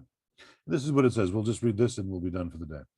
Among other arrangements which we are always accustomed to make for the prosperity and welfare of the Republic, we had desired formerly to bring all things into harmony with the ancient laws and public order of the Romans. You see, this is that old conservative appeal that had launched the persecutions to begin with. We wanted to bring everything into harmony with the ancient customs, and to provide that even the Christians who had left the religion of their fathers should come back to reason, since indeed the Christians themselves, for some reason, had followed such a caprice and had fallen into such a folly that they would not obey the institutes of antiquity, which perchance their own ancestors had first established. But at their own will and pleasure, they would thus make laws unto themselves, which they should observe, and would collect various peoples in diverse places and congregations. Finally, when our law had been promulgated to the effect that they should conform to the institutes of antiquity, many were subdued by the fear of danger, many even suffered death. And yet, since most of them persevered in their determination, and we saw that they neither paid the reverence and awe due to the gods, nor worshiped the God of the Christians, in view of our most mild clemency and the constant habit by which we are accustomed to grant indulgence to all, we thought that we ought to grant our most prompt indulgence also to these Christians, so that they may again be Christians and may hold their conventicles, their congregations, provided they do nothing contrary to good order. But we shall tell the magistrates in another letter what they ought to do. Wherefore, for this indulgence, they ought to pray to their God for our safety. I just find that remarkable.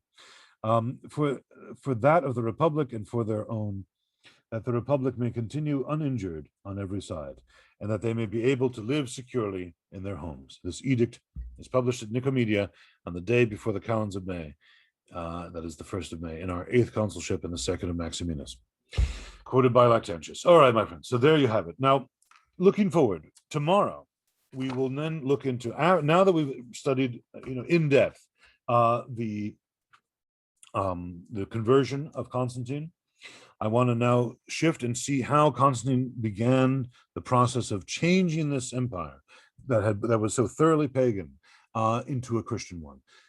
It will be a process that will include the changing of laws regarding capital punishment, crucifixion, slavery, gladiators, how he began the process of changing architecture and art.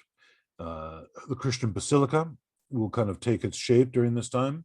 The fourth century, we're in the 4th century now. This is really the heart of the whole course, in a sense.